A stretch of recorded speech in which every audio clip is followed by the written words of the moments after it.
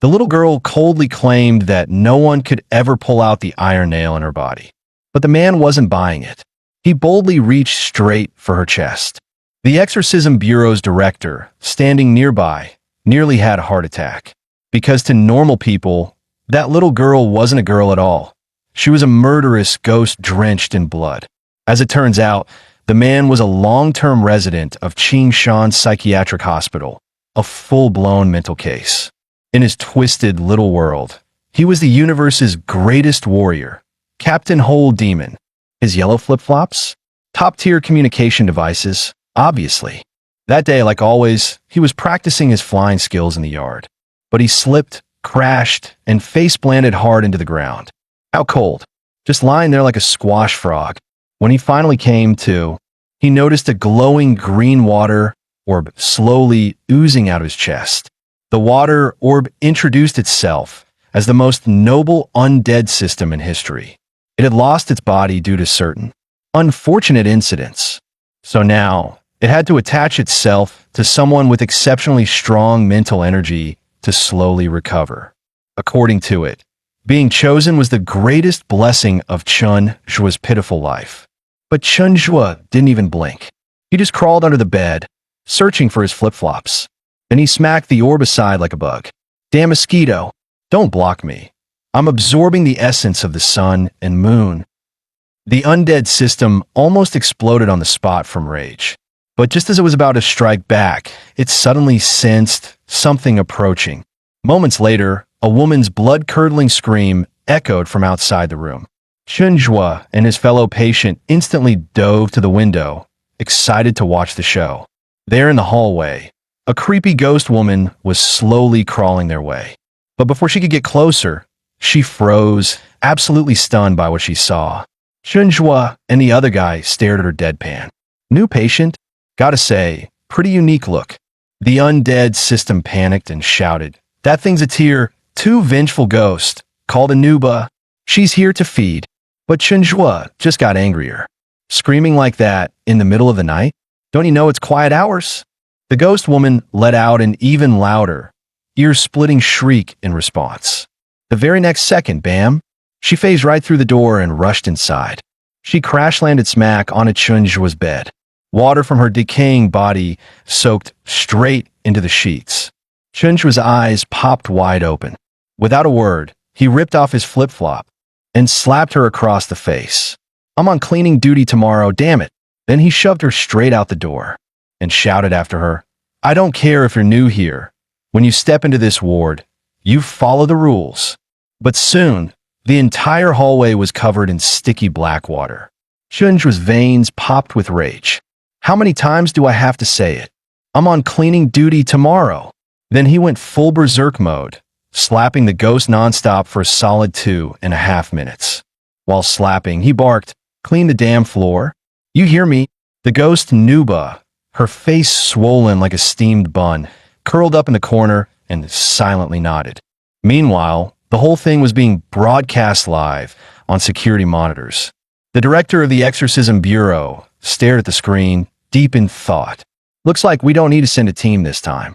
Then he wiped a tear from the corner of his eye. "We've found a wild cultivator." Without hesitation, he decided to recruit Chun Zhua immediately. The very next morning, as the sun rose, Director Zhou rushed straight to the mental hospital. After hearing the story, the hospital director personally led them to Chun Zhua's room. Director Zhou cleared his throat, ready to deliver a perfectly rehearsed recruitment speech. But the moment he saw Chun Zhua, he froze. This guy looked even crazier than the average lunatic. And yet, he had definitely beaten the crap out of a tier 2 ghost the night before. So Zhou tried to ask politely, "Mr. Chun, do you remember what happened last night?" But Chun Zhua just stared blankly, directly at her chest. Suddenly, he lit up and shouted, "Miss, your 2 little balls look sick. Quick, come here. I'll take a look for you." As he lunged forward with both hands, Officer Zhang screamed and backed away, arms clutched tightly across her chest. The hospital director rushed in and yanked Chun Zhua back. "I'm so sorry. He has no concept of gender. He really didn't mean to offend anyone." Director Zhou winced. Yep, this guy was definitely nuts. With a heavy heart, he shelved the recruitment plan, for now. But he knew one thing for sure. Spirits like Nuba don't let things go. She didn't feed last night, so tonight, she'd be back for blood. Which meant no one was leaving the hospital just yet. As night fell, the asylum grew eerily cold. Shadows crept along the walls. The lights flickered like they were holding their breath. And right on schedule, Nuba returned, her face twisted with hunger. But this time, she brought backup, one of the top 10 most dangerous ghosts in existence, the Mailba. Director Zhou's heart dropped into his stomach. This wasn't just a threat, it was a crisis. He shouted in the comms, "Full alert! Do not let anything happen to Chunjua." The team scrambled to activate their strongest defense, a solar array infused with holy seals. But one whiff of male boss breath, 10 years unbrushed, and the array shattered like wet paper. The ghosts advanced without resistance, gliding straight to Chunjua's door.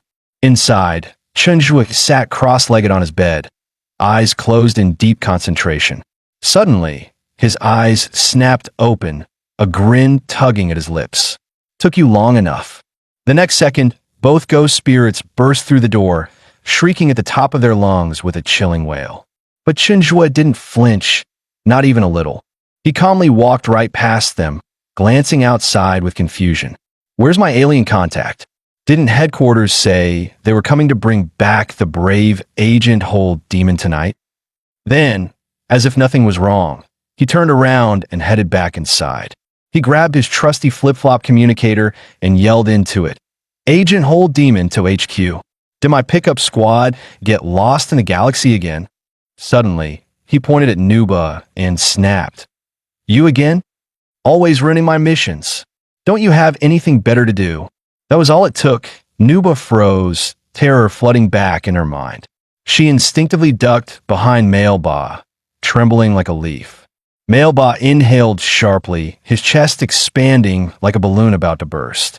In the next instant, a wave of ghostly energy surged toward Chunjua like a tsunami. At the last possible moment, the undead system materialized, throwing itself in front of Chunjua and taking the full brunt of the attack. A single gunshot shattered the silence. The Exorcism Bureau reinforcements had finally arrived, but even with all their weapons and spells, they were no match for male boss ferocity. They were getting torn apart. Inside the room, Chunjua stared at his flip-flop, face dark as a storm cloud.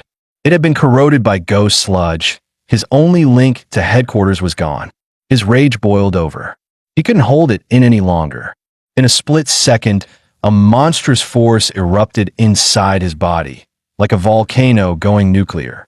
The undead system didn't hesitate. It kicked his body into full combat mode, enhancing every cell. With a single punch, Chunjua sent Mailba flying over 100 meters like a rag doll. Before the ghost could even land, Chunjua launched into a devastating follow-up, the legendary elephant kick, straight to the chest. Mailba collapsed to his knees, trembling and begging for mercy. But it was far too late. Chunjua activated the runes the undead system had carved into his palm and flung them forward like a divine judgment. In an instant, Mailba disintegrated into ash. Gone. Erased. Only Nuba remained, curled up on the floor, hugging her head, shaking uncontrollably. But Chunjua didn't look the slightest bit proud of his victory. Instead, he broke down, running around like a madman, screaming, "My communicator's dead. I can't get back to my planet. I'm stranded forever." Director Zhou had been watching the entire scene through the surveillance cameras, and by the end, he was completely stunned, eyes wide and jaw dropped. The next day, he stormed back into the hospital determined. "No matter what, I'm taking Chunjua with me." Right in front of the hospital director, he broke down sobbing, full-on dramatic tears. "You don't understand. I'm desperate. This country needs people like him. With Chunjua on our side, I swear, I can protect so many more lives." Just then, a police officer kicked open the door and barged in. "Bad news. Something's gone wrong in South District again." The room instantly fell into awkward silence. The dramatic moment was completely ruined. The officer quickly realized the mood shift and straightened his tone. Ahem. Reports confirm that the killer little girl is set to appear in South District tonight. We must act immediately. As evening approached, Director Zhou finally convinced the hospital to release Chen Zhua temporarily. But a new problem emerged. How the hell were they supposed to actually transport this madman? In the end, Zhou made a tough call. Just tie him up and drag him to South District. They'd figure out later. But even tied up, Chen Zhua wouldn't yield. He shouted defiantly, "You can't stop me from contacting Alien HQ. I'm not done with my mission." With no other option, Director Zhou stepped up personally. "Great warrior, whole demon. I am your alien comrade, Bendy Knee 7. Sure enough, Chen Zhua immediately calmed down. But then he pointed at Director Zhou and declared, "Zongo Bongo, Blip Bap Bonk." Zhou froze. That was clearly a secret code. And if he remembered right, Director Li once said no one had ever cracked it. So Zhou took a gamble and replied loudly, "Haha, salute to you, brave agent." He held his breath, waiting for a reaction. Chen was slowly raised a clenched fist. "Planet's greatest warrior hold demon and Bendy Knee 7. Connection established." Zhou nearly cried from relief. "We did it. Finally. That was way too hard." Then he launched into full improv mode, serious as ever.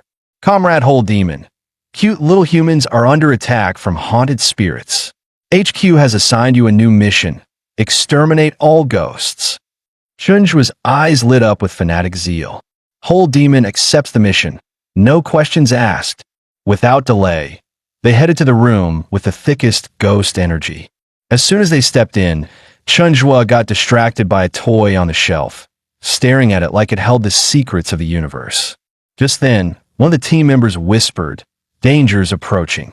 Hearing that, Chunjua's face darkened. He assumed the white-coated villains were here to drag him back to the asylum. He stormed over and yanked the door open, only to find a little girl standing outside, hand raised, about to knock. The people behind Chunjua immediately recognized her. The infamous Death Girl, rumored to have taken over a dozen lives. They screamed and scrambled backward in panic. But Chunjua didn't flinch. He casually placed a hand on the girl's head and glanced around. "Huh, no lab coats. So, you must be one of us," he declared, totally mistaking her for an ally. The girl raised her dirty rag doll and whispered eerily, "Want to play with me?" Chunjua stared at the doll, disgusted. Then, without hesitation, he smacked it out of her hands. "EW. Filthy. That's gross." The girl's face twisted with fury. A wave of malevolent energy burst out around her like a storm. But Chunjua, ever the lunatic, just grabbed her by the wrist and led her inside. "Forget the rag doll. I'll show you something way cooler."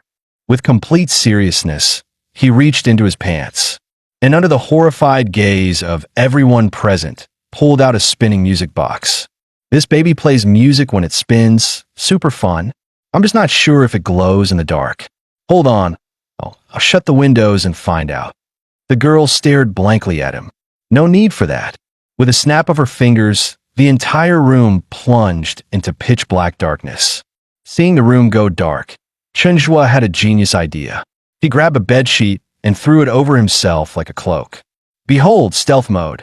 Then he picked up the little girl, still wrapped in the sheet, and proudly marched her over to the police officers. The moment they saw him, panic erupted, because in their eyes, Chunjua wasn't holding a little girl. He was carrying a full-blown skeleton. Director Zhou took one look and passed out cold.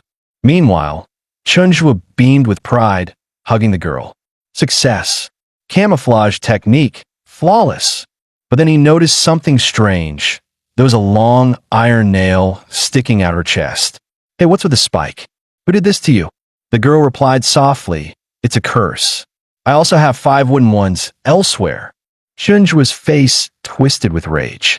What kind of twisted hospital would do this? "I'll tear them apart and feed them to the dogs." The girl whispered, "It was my parents." Chunjua froze. The madness faded from his face, replaced by something almost human. Want to pull it out?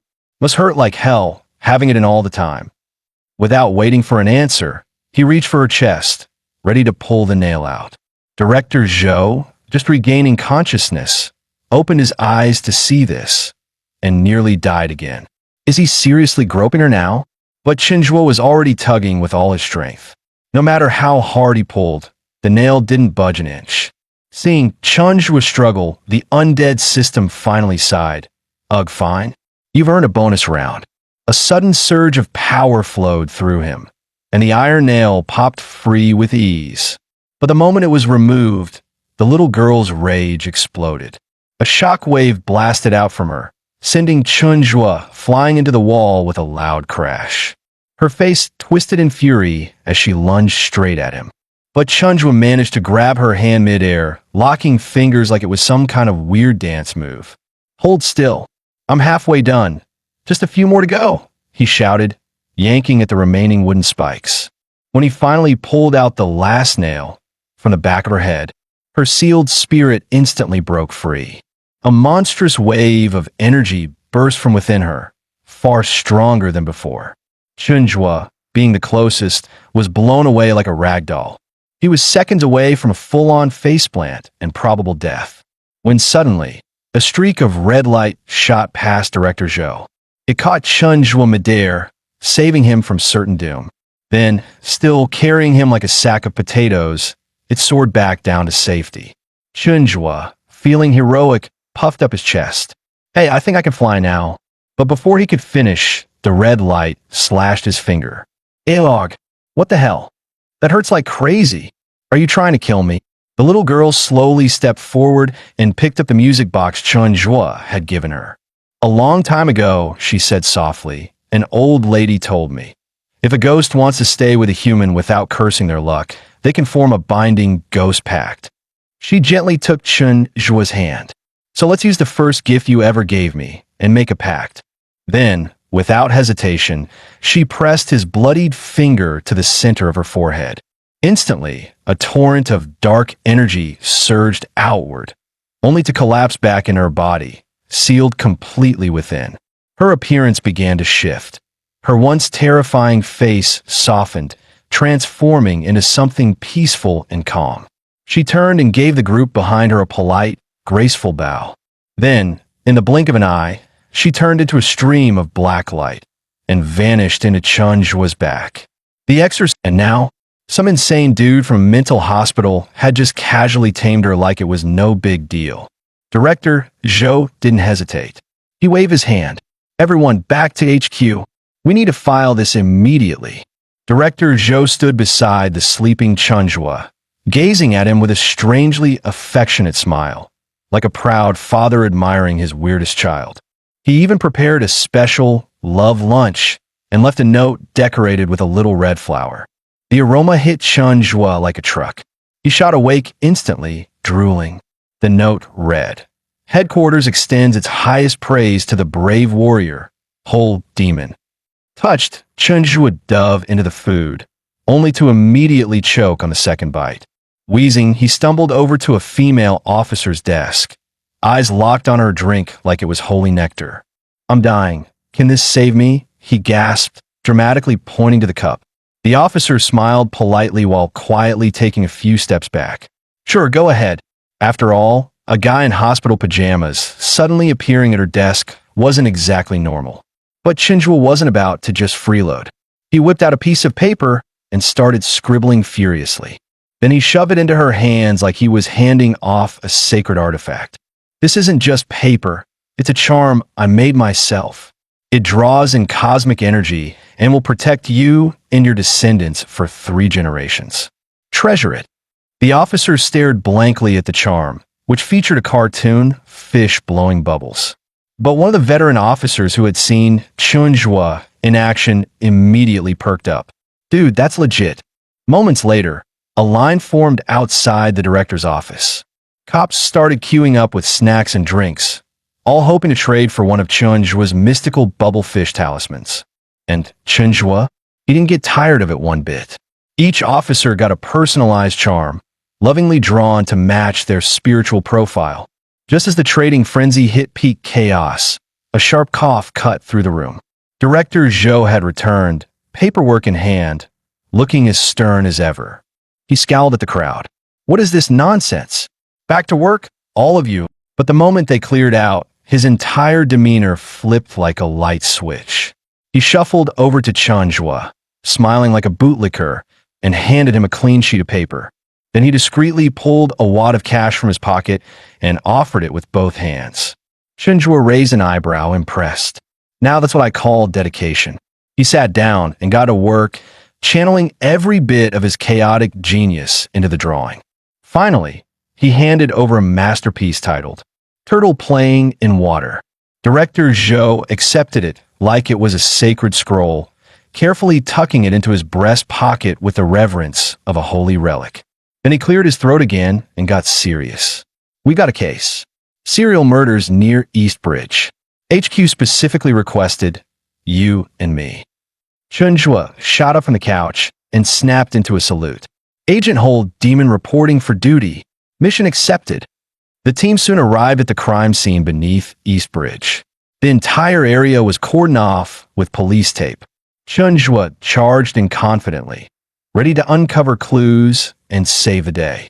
But 2 steps in, his foot slipped and he face-planted straight into the ground. Hard. Nearby officers immediately snapped to attention. Is he under attack? Director Zhou rushed over, only to realize the guy had just slipped like a total idiot. He hurriedly helped Chunjua up, dabbing at the nosebleed with a tissue. But while everyone was distracted by Chunjua's over-the-top wailing, a massive, white, tiger-shaped apparition silently materialized behind them. Fortunately, the death girl sensed something was off. She shot out of Chunjua's back, hovering midair like a ghostly alarm. The moment the others saw her, they nearly screamed. She's back. Run. But as they turned to flee, they were met face to face with the spectral tiger, its eyes glowing and locked onto them. The undead system finally spoke up, sounding way too casual. That one's called Tiger Soul. Mid-tier wraith. Tracks prey using the scent of blood. I'm guessing your nosebleed lured it in. Though still a low-tier spirit herself, the death girl didn't hesitate. She flew forward and planted herself in front of Chunjua, ready to protect him. The death girl unleashed a burst of ghost energy, wrapping a chain of spectral force around Tiger Soul's neck, trying to fling it away. But the tiger was too powerful. It roared and whipped her straight into the sky like a rag doll. The others saw it happen and instantly lost hope. If she couldn't handle it, they were screwed. But when Tiger Soul's massive strike slammed into them, nothing happened. Not a scratch. Turns out, Chunjua's goofy talismans had activated, forming a golden protective barrier around the group. And not just one layer. These charms stacked, fusing into a massive dome of glowing light. Realizing its attacks were useless, Tiger Soul backed off, preparing to retreat. That's when a hand slowly extended from the crowd. Flick! A crisp forehead flick landed right on the tiger's skull. It was none other than Chunjua, still in his hospital gown, looking dead serious. Going somewhere, that tiny gesture broke something inside the beast. Tiger's soul snapped. Its power tripled as it entered full-on rage mode. In seconds, it shattered the golden barrier into 1,000 shards. Then it charged straight at Chunjua, eyes blazing with fury. But just before it struck, the death girl came soaring back, spectral chains flying from her hands as she latched onto Tiger's soul once again. This time, she gave it everything she had, screaming at the top of her lungs, "You can't eat my master! If you're hungry, go eat one of them." The death girl flung Tiger Soul like a rag doll, right into a squad of fleeing officers who screamed like children. But Chunjua wasn't done. He casually strolled around to the tiger's rear like he was inspecting livestock. Then, without warning, he yanked a tuft of fur off its butt. First time I've seen a cat this big. Not using it as my noble steed would be a crime against the galaxy's strongest warrior, Agent Hold Demon. Tiger Soul let out a furious roar and lunged at him with everything it had. Thankfully, the undead system yoinked Chunjua into the air just in time. Dangling midair, Chunjua screamed, "I was going to give you a home, and this is how you repay me." Then he dropped like a meteor, slamming a fist into the tiger's head with a dramatic, Meteor punch. The beast stumbled, spinning in circles, completely disoriented. But Chen Zhuo wasn't finished. Take this. And this. King Turtle combo punch. The onlookers were frozen in place, utterly speechless. One officer muttered, "Is he okay?" Another replied, "Definitely not. But it's working." Chen Zhuo climbed onto the dazed tiger's back and slapped its head. "You submit or what?" Tiger Soul instantly raised a little white flag in surrender. "Hell yeah." Chen Zhuo shouted. New skill unlocked, beast taming. He turned and called out, "Hey, Death Girl, come meet your new furry roommate." Then he instructed the tiger like a circus trainer. "Spin twice. Let her see how obedient you are." With that, he pointed toward the horizon. "Let's fly." The ghost tiger soared into the sky, carrying both of them like some cursed fairy tale. In seconds, they vanished beneath the blood-red moon. Back on the ground, Director Zhou stood in stunned silence before shouting, "Don't just stand there. Go after him. Find that lunatic." Meanwhile, in the sky, a system message popped up in Chen Zhuo's view. / beast taming in progress. Target, Tiger Soul, rage form. Please wait. As they soared through the sky, Chen Zhuo gave Tiger Soul a pat on the head. "Hey, big guy. Think you can go faster? Like rocket ship fast." Tiger Soul, still furious about being ridden like a common pet, snarled and took off in a rage-fueled burst of speed that nearly launched Chen Zhuo and the Death Girl into the stratosphere. But with some chaotic yelling and questionable navigation, they finally crash-landed at, of all places, the psychiatric hospital. The moment they touched down, Chen Zhuo yawned. "Nice. Nap time." Tiger Soul's ears perked up. His master was distracted. This was his chance. He quietly began to sneak away. But before he could take 2 steps, Chen Zhuo turned around, made some weird hand gestures in the air, and summoned an invisible leash out of thin air. Just like that, Tiger Soul found himself roped around the neck, dragged back like a naughty puppy. He didn't dare resist. Things only got worse. Chen Zhuo calmly led him to a lamppost and tied the invisible leash to it like he was parking a bicycle. After finishing the knot, Chen Zhuo patted Tiger Soul's forehead. "This is your new home now. As long as I, Agent Whole Demon, am here, no one will ever bully you again." But Tiger Soul was a 10,000-year-old apex spirit. He was not moved. The moment Chen Zhuo turned his back, he shot into the air, ready to reclaim his freedom. Just then, the undead system pinged frowny face leash materialization complete, target bound. In a flash, Tiger Soul was yanked midair and slammed into the ground. He lay there defeated, eyes dim, all hope of escape thoroughly extinguished. The next morning, a nurse doing round was stunned to find Chen Zhuo lounging around. "Wait, didn't you go to the police station? How are you back already?" Chen Zhuo stood tall, chest puffed out. "I came back on my own." The nurse glanced down and noticed the cuts on his hand. Her expression shifted. Clearly, he'd been bullied and came back in shame. Chen Zhuo, catching her look, instantly switched to drama mode. No, it's fine, doesn't hurt. I just tripped, that's all." His pitiful tone only convinced her more that he was covering for someone. Meanwhile, the hospital director got wind of Chen Zhuo's mysterious return and was absolutely fuming. He dragged Director Zhou into the office for a full-volume scolding. Zhou tried to explain, but barely got a few words in. "Let me guess," the director snapped. "You spent all night searching, only for him to just stroll back into the hospital himself? What do you think I am, a toddler?" Zhou and the officers just sighed.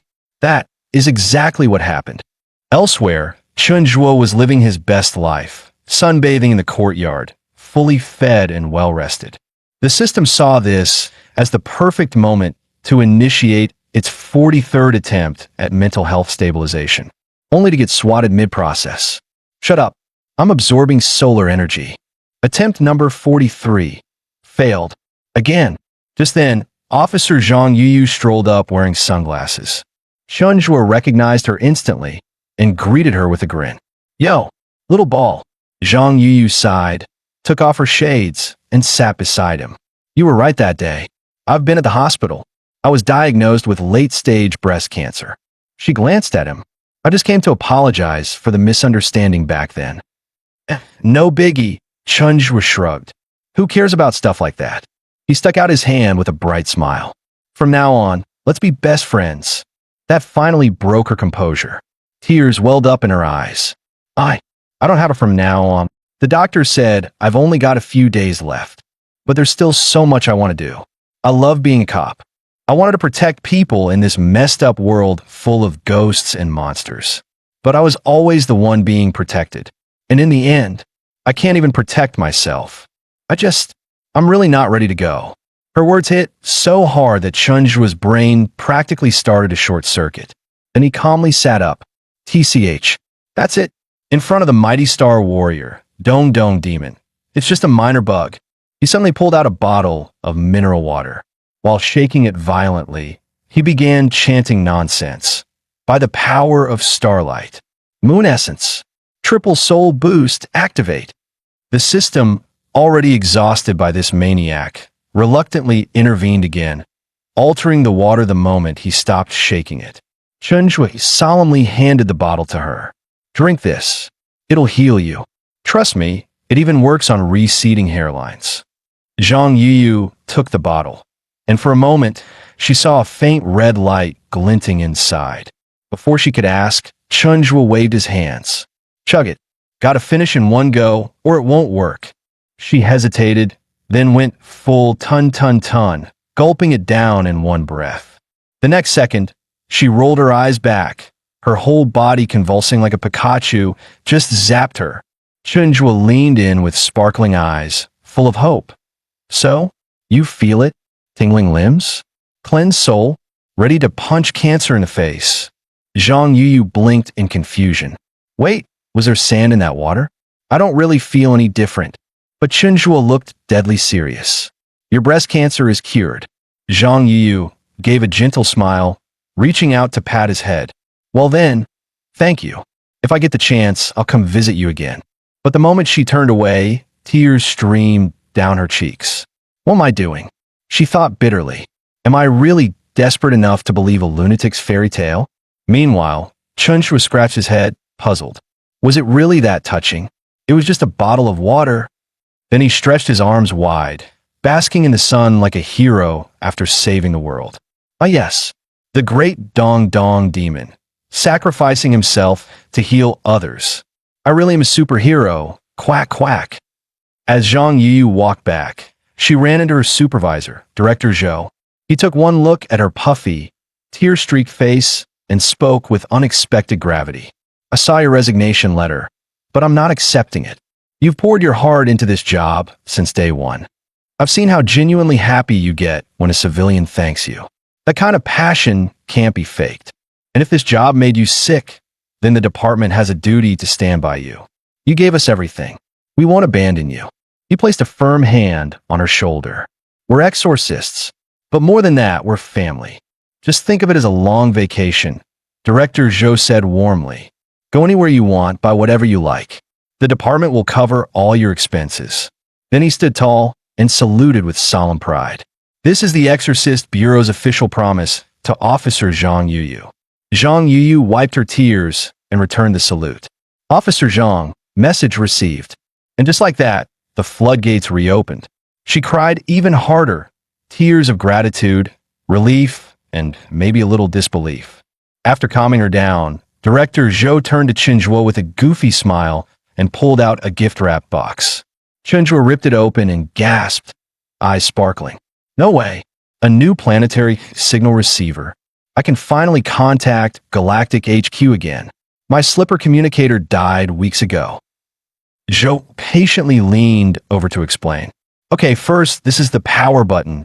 And no, don't stick it in your ear again like last time. That night, Zhou collapsed in the back of the squad car, finally ready to rest his poor soul. Ping! A video call from Chunjwa popped up. That same deranged smile filled the screen. Zhou immediately regretted ever giving him a phone. Before he could even hang up, the ringtone blared again. Dong Dong Demon requesting transmission. Dong Dong 7 here. Currently on a mission. Please hold. But it's urgent. I've uncovered a cosmic truth. Fine. Speak. Get this. 1 plus 1 equals 2. But you didn't see that coming. Dong dong 7. The mental hospital was dead silent that night. Lying in bed, Chunjua rolled back and forth, sighing so boring. Hey little ghost, I want to sneak out and play. The death girl popped out of Chunjua's body and gave a big OL okay sign like a ghostly sidekick on a mission. Using her glowing ghost rope like a zip line, Chunjua slid all the way down from the 6th floor like it was mission impossible. Down below, the white tiger was chilling like a lazy house cat until its ears twitched. Something dumb was coming. Boom! Chunjua landed square on its back. The tiger let out a startled meow, and its fur shot up like a porcupine on espresso. And just like that, their nighttime joyride began. Chunjua the Fearless, patrolling the city on his magical feline Uber.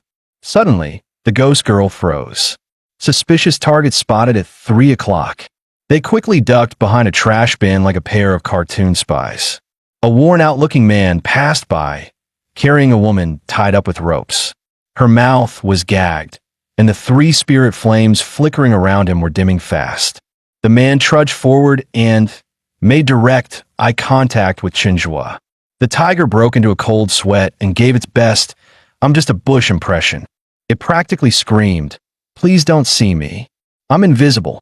I'm invisible." The bound woman writhed in pain, eyes pleading for help. But the man just kept walking, unfazed like this was his Tuesday routine. The moment he passed, Chunjua turned and smacked the tiger upside the head. "Bro, you hiding helps who exactly?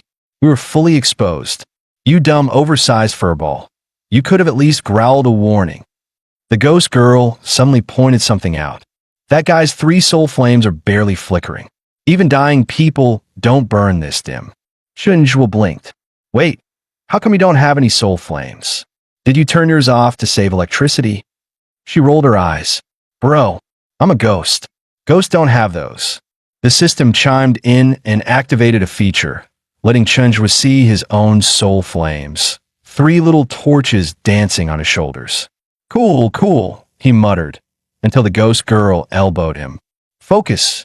The guy's getting away." Chunjua immediately grabbed his 2 sidekicks, Ghost Girl and Big Cat, and shouted, "Avengers, assemble. We're tailing him." They tracked the shady man all the way to an eerie, run-down courtyard. A few moments later, the door creaked open, and the man walked inside like he'd done this 100 times.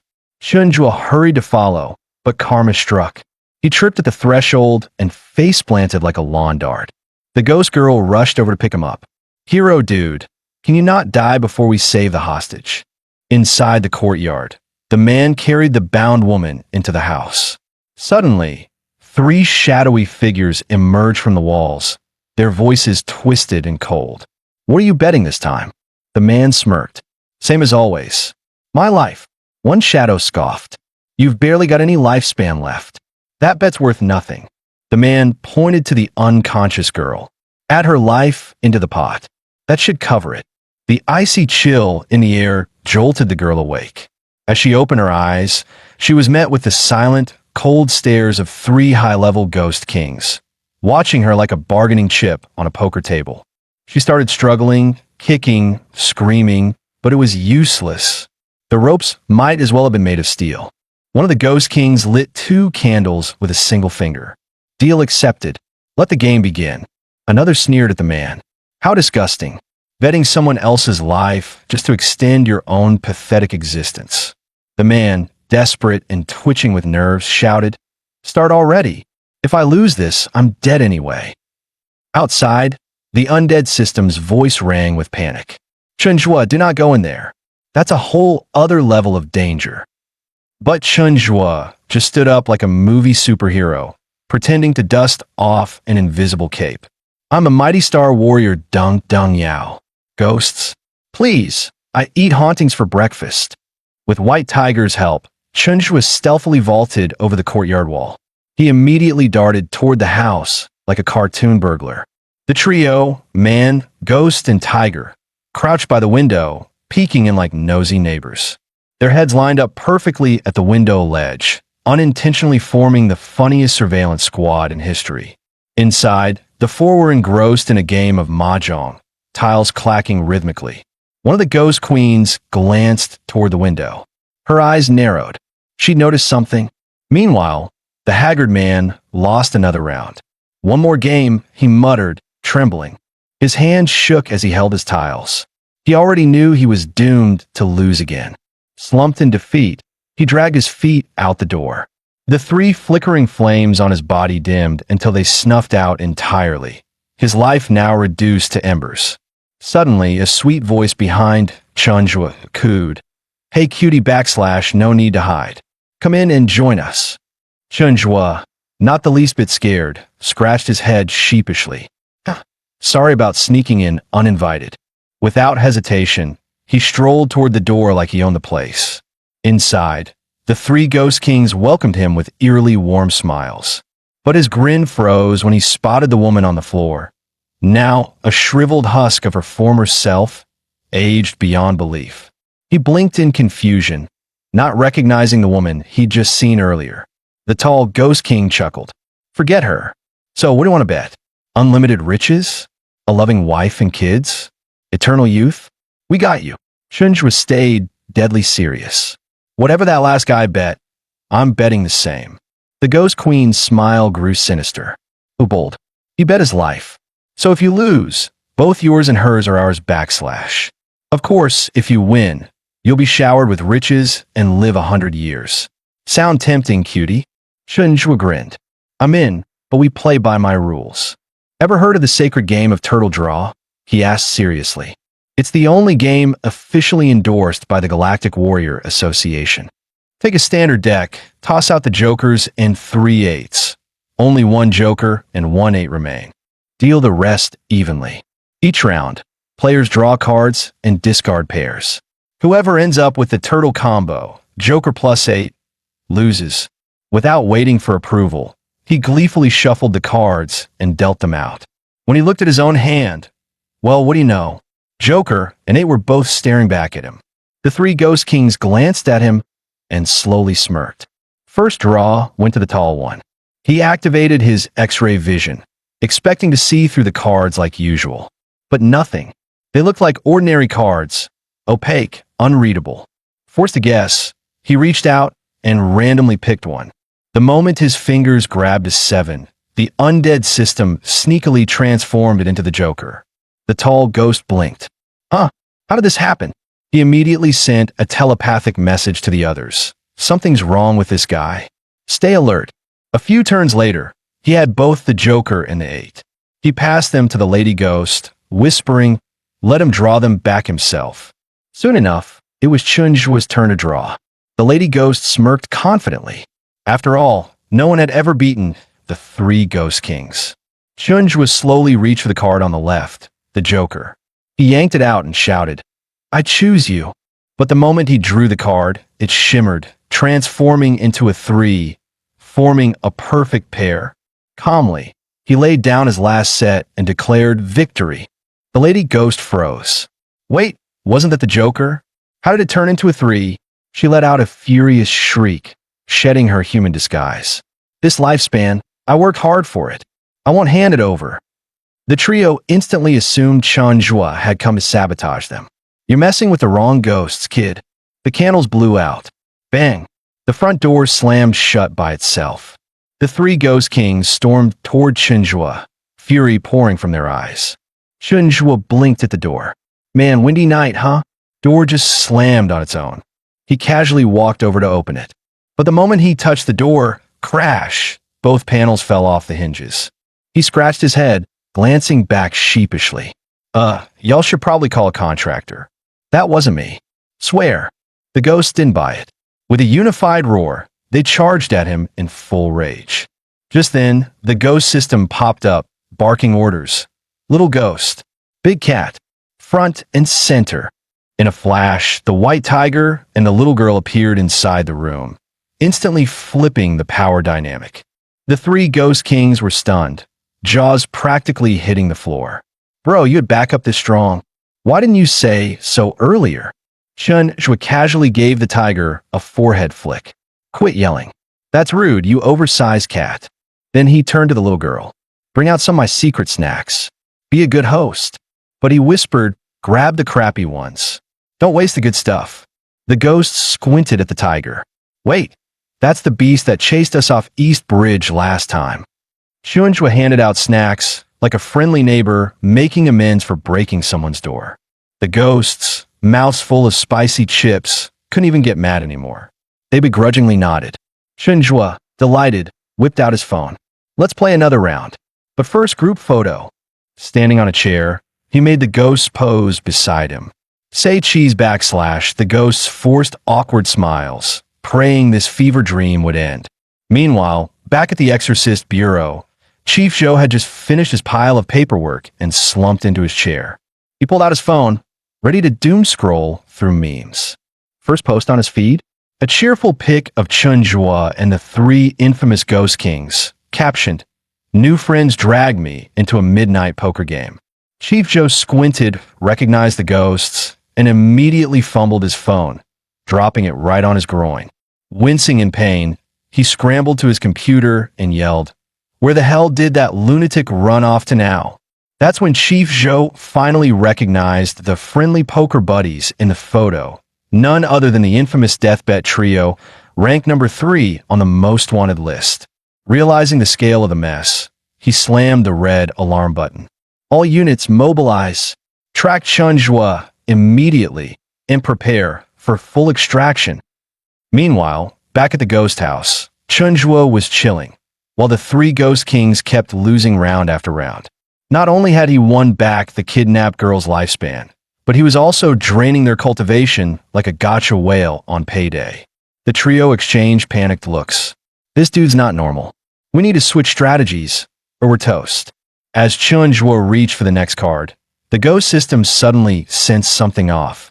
And right on cue, poof, he vanished the moment his fingers touched the deck. When he opened his eyes, he found himself in a crumbling, eerie-looking town. Warning, the ghost system buzzed. They've accidentally triggered their ghost domain. This place is a construct of their past memories. If you don't escape soon, you're stuck here for good. Chunjua responded with a casual neat and strolled straight into a dark alley. Inside, a noisy crowd had gathered, jeering at someone. Dude looks like a walking disease. You could tell he's bad news. Caught stealing and still won't admit it. What a clown. The short guy was curled up on the ground, bruised and beaten, muttering, "I didn't steal anything. I swear." That's when Chunjua leapt dramatically into the center of the angry crowd. He struck a pose in front of the trembling man and flashed a devilish grin at everyone around. Then, without warning, he started chanting and dancing like a maniac. "Spirits above, earth below, let him come play cards with me, yo. Sky so kind, ground so sweet, this car bro is my destined meet." While the crowd stood dumbfounded, Chunjua grabbed the short guy's hand and bolted out of there. Tears welled up in the short guy's eyes. No one had ever stood up for him before, not even for selfish reasons. After escaping the mob, he gently pulled his hand free, walked up to a crumbling wall, and pushed. It slid open, revealing a glowing portal. Pointing toward it, he looked at Chunjua and said, "They're waiting for you on the other side. Go before it's too late." The scene suddenly shifted. Chunjua found himself inside a 1920s-style Chinese villa. A refined woman sat quietly, listening to the opera performance echoing from the stage. She gently brought over a cup of tea she had brewed herself. Looking at the opera singer with tenderness, she said, "Take a break, have some tea." Her affection for him was obvious. Suddenly, the main door burst open with a loud crash. A military commander stormed in, flanked by his subordinates. His eyes burned with fury as he shouted at the woman, "You shameless harlot, cheating on me behind my back." Without warning, he slapped her hard across the face. Then, with a furious kick, sent the opera singer flying. "What are you standing around for?" he barked at his men. "Grab these filthy lovebirds now." Meanwhile, Chunjua stood among the soldiers, holding a deck of cards, completely baffled. What kind of drama dungeon is this?" The commander glared at the woman. "Zhao Xiaocui, you sly fox. How'd I never notice? Messing around right under my nose." Zhao Xiaotsue covered her face and played dumb.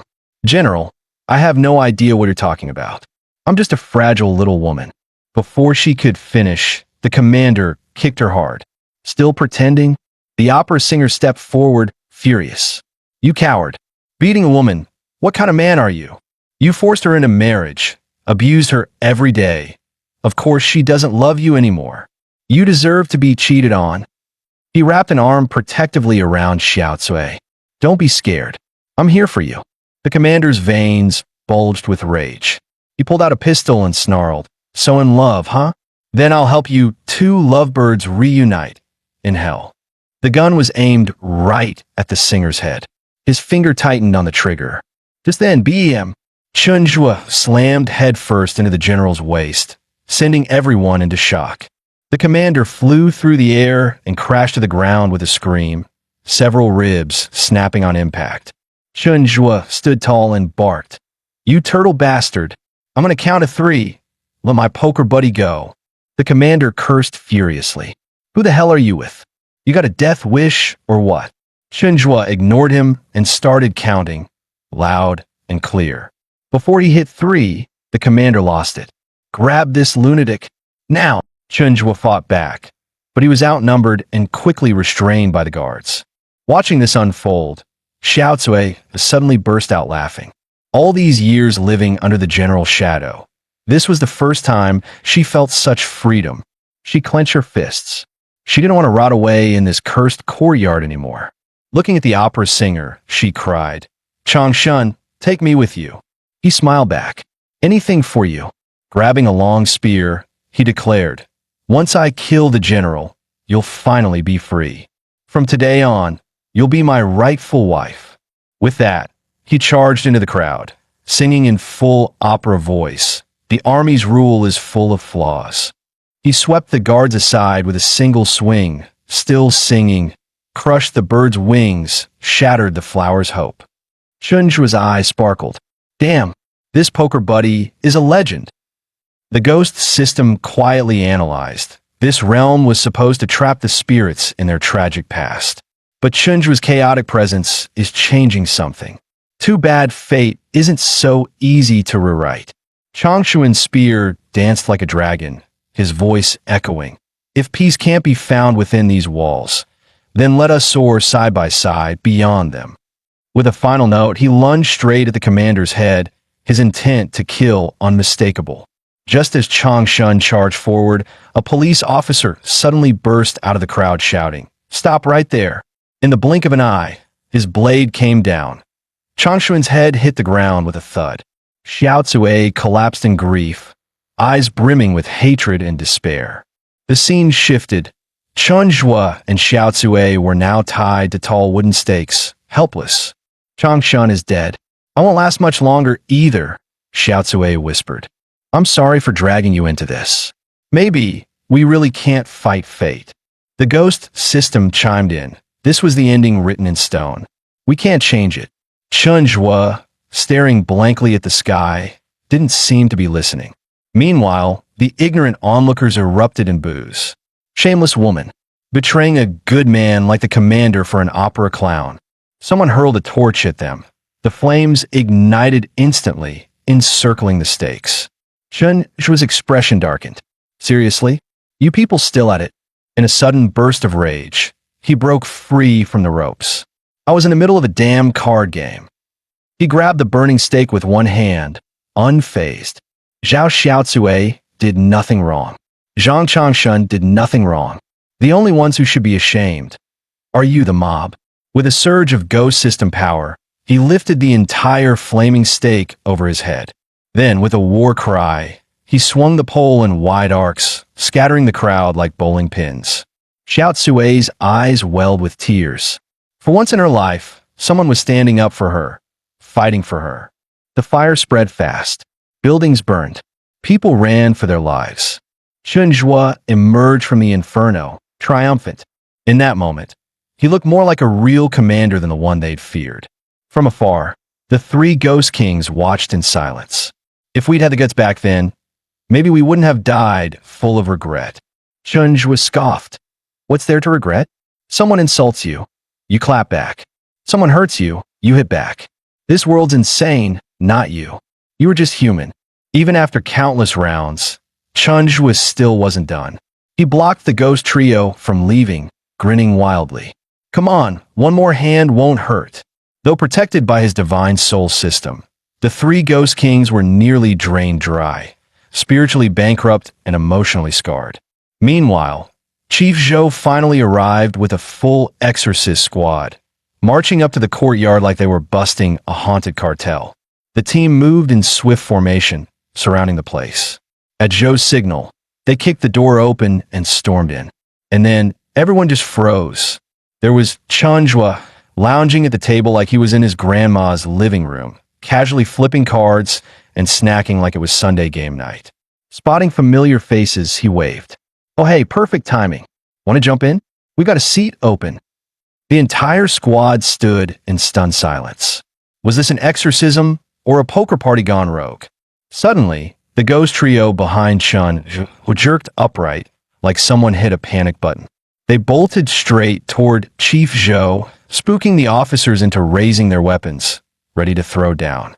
But instead of attacking, the three ghosts dropped to their knees with teary eyes, clinging to Zhou like desperate fans meeting their idol.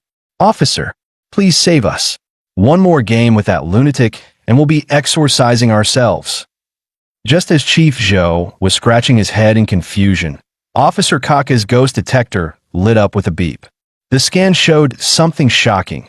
Those three terrifying ghost kings had dropped to mere wandering spirits. Chunjwa shrugged, looking innocent. Hey, not my fault their poker luck sucks. At that moment, the kidnapped girl let out a shaky sigh of relief and began crawling weakly toward the door. That's when Chief Zhou finally noticed there was a hostage in the room. After verifying her identity, Kaka exclaimed she was the missing heiress of the Wu real estate family. Not only had they exorcised ghosts tonight, they also cracked a major missing person case.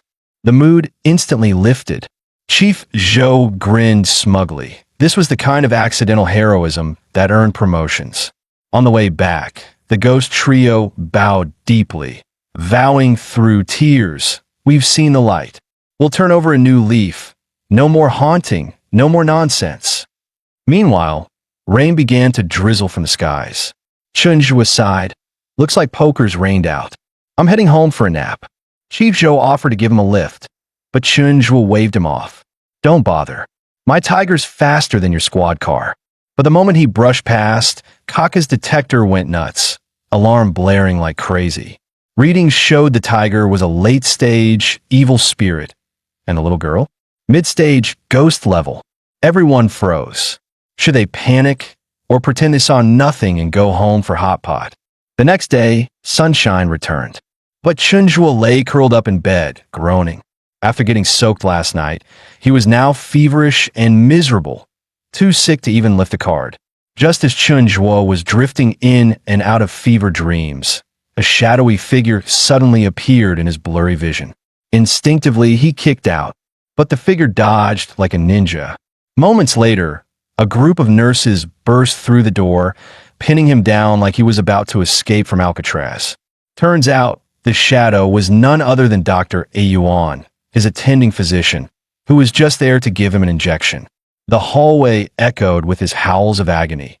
Chunjwa made sure everyone on the floor knew he was being stabbed with a needle. Despite the dramatics, the shot was finally done. And when he saw the relieved expression on the director's face outside the room, he somehow felt it was all worth it. Just then, the hospital director got a call. It was Chief Zhou, calling with a guilty tone, saying he'd like to visit Chunjwa later. But Director Li didn't hesitate. He's sick because of you. You're not welcome. Chunjwa sat on a bench in the sun, sulking like a scolded puppy. Everyone's on Dr. Ayuan's side. All these people in white coats are evil, he muttered. That's when Zhang Yu showed up, carrying a giant bag of snacks. Chunjwa's eyes lit up. Mood instantly 100% restored. Yi was there to thank him. She said ever since drinking that weird, sandy water he gave her, her body miraculously recovered and she was back to work. And no big deal. We're friends, right? He said casually. But Yu knew his story. abandoned as a kid, raised in an orphanage, basically cut off from the world. Her heart clenched, and without thinking, she blurted out, "If you don't mind, I'll be your family from now on." But before she could soak in the moment, someone called out from afar. Wu family's heiress had arrived to thank Shenjua in person. She now looked radiant, glowing with grace and elegance. Not a trace of the disheveled mess from yesterday. Shenjua squinted at her, genuinely confused. "Wait, didn't I rescue some wrinkly old granny last night?" Seeing the heiress of the Wu family show up empty-handed, Shenjua frowned and muttered, "Seriously? Not even a fruit basket?" His face twisted into a masterpiece of dramatic disgust, as if he'd been served instant noodles at a five-star hotel. Meanwhile, outside the hospital, Chief Zhou and Wu Batong were stuck at the gate. Apparently, Director Li Qingshan had issued strict orders. No one enters without his personal approval, especially people from the precinct trying to steal his patient. Chief Zhou anxiously scanned the area, finally spotting his old friend Li Qingshan walking past. He rushed over, hoping to smooth-talk his way in. But Li just shrugged innocently. "No registration, no entry. Gotta follow protocol, right?" Wu Batong, standing beside him, chuckled. "Chief Zhou, this looks like a classic loop. I think he's messing with you on purpose." Zhou bit his tongue, forced a polite smile, and bowed in apology. But Li Qingshan remained stubborn as a stone. Then Zhou's eyes lit up. A plan formed. He gestured toward Wu Batong and announced, "This gentleman is the CEO of Fengheng Real Estate. Yesterday, Chen Zhua saved his daughter's life. Today, he's here personally to thank him."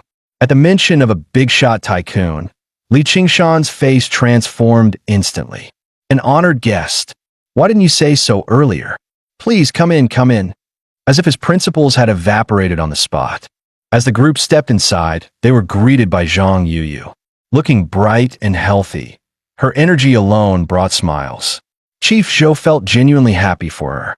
But standing next to her, Wu Xuanqi looked more and more upset. She just couldn't figure out, why was Chenjua being so cold to her? Dr. Li Qingshan struck a serious pose, ready to lecture Chenjua like a strict dad, conveniently forgetting he was the one who ordered the injection earlier. But Chenjua wasn't having it. He threw a punch straight at Li's forehead. Li stumbled back, rubbing his head, and awkwardly muttered, "Patient's just a little emotionally unstable, totally normal." Seizing the moment, Chief Zhou casually asked, "Come on, what's really bothering you, buddy?" Chenjua trusted this whole seven bro, and confessed she came to thank me empty-handed. "That's just rude." Wu Batong nearly fainted. He whipped out a checkbook and respectfully handed over a blank check. "Master Chun, please write any amount. Just a small token of appreciation." Chenjua's eyes sparkled like he'd found a cheat code. He cradled the check like it was the One Ring. Off to the side, Li Qingshan ground his teeth.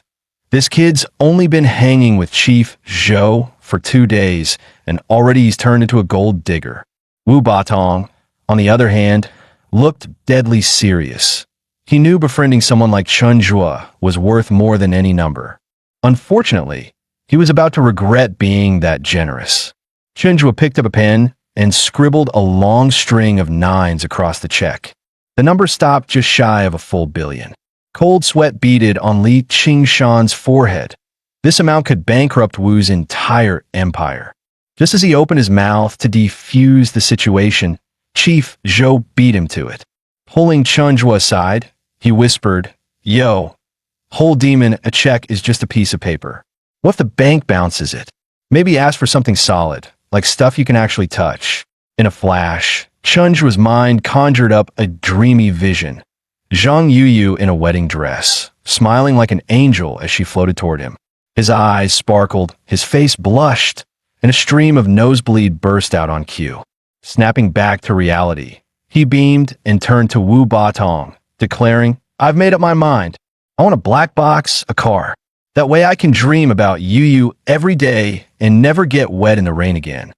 But seriously, who'd let a psychiatric patient drive? Wu Batong panicked and quickly deflected, pointing at the others. "I'm cool with it, but this decision's above my pay grade. It's up to them." Feeling the pressure of Chunjwa's fiery gaze, Director Zhou immediately passed the buck. I agree too, but since he's your hospital's patient, Director Li, you have the final say. Cornered, Li Qingshan clenched his teeth and reluctantly nodded. Deep down, he knew he was totally doomed now. Fine, he can have a car, but only with a professional driver. Director Zhou jumped in right away. Absolutely. A man of Master Qin's status deserves a personal driver. Before anyone else could react, Zhang Yuyu raised her hand eagerly. I'll be his driver. Zhou lit up with joy. This was perfect. With Yuyu around, they could keep Chenjua on their side permanently. Chenjua raised an eyebrow with a sly grin. Wait, are you saying you want to be my apprentice? The unexpected twist left everyone momentarily stunned, but honestly, it kind of made sense. Zhang Yuyu didn't hesitate. She gave a respectful bow. Even the spirit within her was moved to tears. Never in its ghostly afterlife did it imagine being a master again. With his first apprentice officially taken, Chenjua decided a proper gift was in order. He started rummaging through his coat like a magician. Out came a small, jet-black bell that gave off a chilling aura, the 100 Ghost Bell. It could automatically repel evil spirits based on the wearer's power level. The stronger the user, the more untouchable they became. Director Zhou's eyes nearly popped out of his head. You hit the jackpot. That's the real 100 Ghost Bell, nothing short of legendary. Even high-level ghosts wouldn't dare come near you. Watching Zhou practically drooling, Chenjua quickly added, just so we're clear, this gift is for Yuyu. Don't even think about it. Zhou backed off with an awkward chuckle. Meanwhile, Wu Badong took mental notes. If Chenjua could casually hand out god-tier artifacts like that, then befriending him was a no-brainer. Fired up, Wu Badong shot to his feet and shouted, Master Chen, why wait? Let's go buy that car right now. When Chenjua heard they were taking him to buy his black box, right away, his eyes lit up like light bulbs. The man was fully charged with excitement. Wu Badong nodded immediately, but still turned to ask for Director Zhou and Director Li's opinions. Director Zhou gave a quick thumbs up. No problem here, he said cheerfully, then promptly tossed the responsibility to Li Qingshan. But he's your patient. Seeing Chenjua's eager face, Li Qingshan sighed and nodded. Fine, go buy it. Just don't bite anyone. On the way to the dealership, Zhang Yuyu couldn't help noticing that Chenjua's clothes looked out of this world. Chenjua proudly pointed to the tag on his back. This was a gift from Dong Donkey. It's a top-secret prototype battle suit from Planet HQ. With this on, I'm the strongest warrior in the galaxy. Chen Master, that outfit's nothing. Wu Xuanqi chimed in eagerly. Wait till we pick you a real luxury ride. That's what true status looks like. She even took Chenjua's hand and pressed it to her chest, making him grin from ear to ear. Zhang Yuyu was completely stunned, her heart racing. This woman's tactics way too aggressive. Noticing the subtle tension in the air, Director Zhou leaned toward Zhang Yuyu and whispered, don't hold back. If you want to win him over, you've got to engage more. Go talk to him. Master Chen, what kind of car do you like? Lamborghini? LaFerrari? Aston Martin? Wu Xuanqi kept the pressure on, firing off luxury car brands like rapid fire. Chenjua, however, looked totally confused. But as a proud planet warrior, Chenjua wasn't about to show weakness. He puffed up his chest and said seriously, I like UFC. Zhang Yu had no idea what that meant, but she played along anyway. Me too. UFC cars are the best. That unexpected support earned her instant praise. Chenjua beamed. No wonder you're my disciple. Such excellent taste. Off to the side, Shenhun silently covered his face. I just want some peace. Why is that so hard? Once everyone was loaded into the car, Director Zhou gave a satisfied wave goodbye, while Li Qingshan stood alone, sighing like an abandoned NPC. But the show wasn't over yet. Just as the group left, a new wave of unexpected visitors stepped through the hospital gates. Hey Gramps, sorry to bother you, but is this Qingshan Psychiatric Hospital? The man's tone had a teasing edge to it. Li Qingshan's face darkened instantly. Gramps? He was only 38. Internally, he sneered, "Do I look like a grandpa to you?" He instinctively replied, "Nope, this isn't Qingshan Hospital." But the massive sign at the entrance clearly said otherwise. No way they were buying that. The two visitors then stated their purpose. "We came all the way here to meet Master Chun. We need his help with an exorcism." Realizing they were here for something serious, Li Qingshan still couldn't be bothered. He coldly replied, "Chen Zhua just left. He's out right now." That sent the two into a panic. "Gramps, could you help us contact him at least?" That was it. Li Qingshan almost exploded. "Gramps again? I'm 30 freaking 8. He waved them off impatiently. "Whatever. Do as you please." But deep down, he snorted, "Call me Gramps and expect me to help? Dream on." Meanwhile, Wu Batong had led Chen Zhua and the gang to the city's largest luxury car dealership. As a regular VIP, Wu was immediately welcomed like royalty. The moment his golden boots hit the floor, a wave of CEO-level dominance swept the room. Even Chen Zhua, who feared nothing, instinctively took a step back. While Wu and Director Zhou were discussing lunch plans, Chen Zhua had already started excitedly roaming the showroom like a kid in a candy store. The luxury showroom was filled with gleaming high-end cars, each one practically radiating the scent of money. Chen Zhua was dazzled. Every time he test drove a car, the salespeople lit up. Just one sale could skyrocket their monthly performance. Suddenly, a tiny smart car caught Chen Zhua's eye.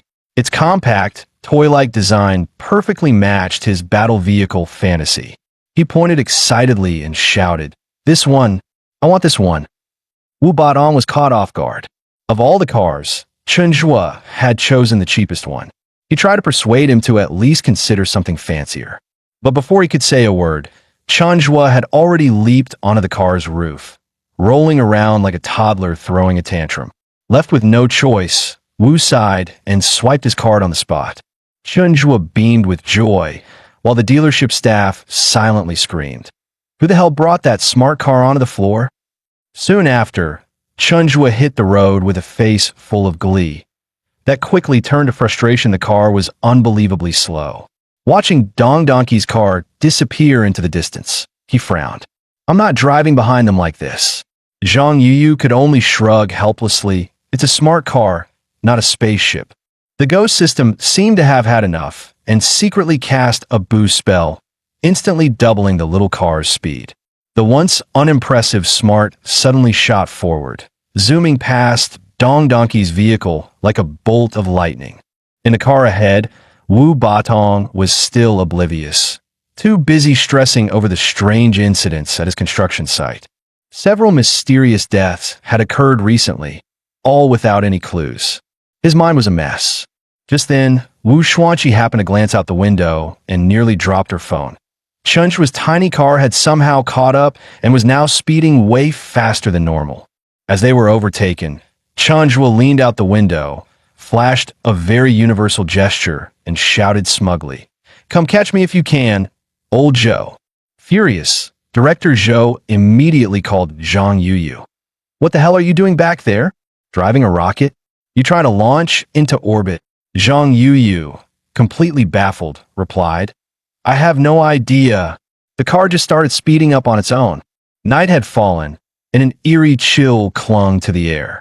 Wu Batong's hands trembled as he fumbled with the keys, unable to hit the lock even after several tries. Suddenly, Chen Zhua snatched up a tool lobster from his bag and jammed it into the lock. Click! The door opened like magic.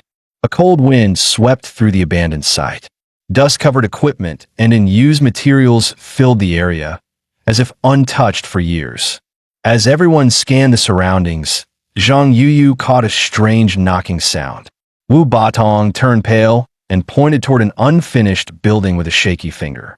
The oppressive atmosphere grew heavier, but Chen Zhua remained calm and walked ahead without hesitation, heading straight for the building. As he stepped forward, an unusual energy pulse surged beneath his feet. The ghost system immediately detected a ritual formation and urged him to find higher ground to get a better view. Without hesitation, Chen Zhua jumped onto Tiger Soul and soared to the rooftop, leaving the others frozen in place. From above, Chunjua finally had a clear view of the bizarre scene below.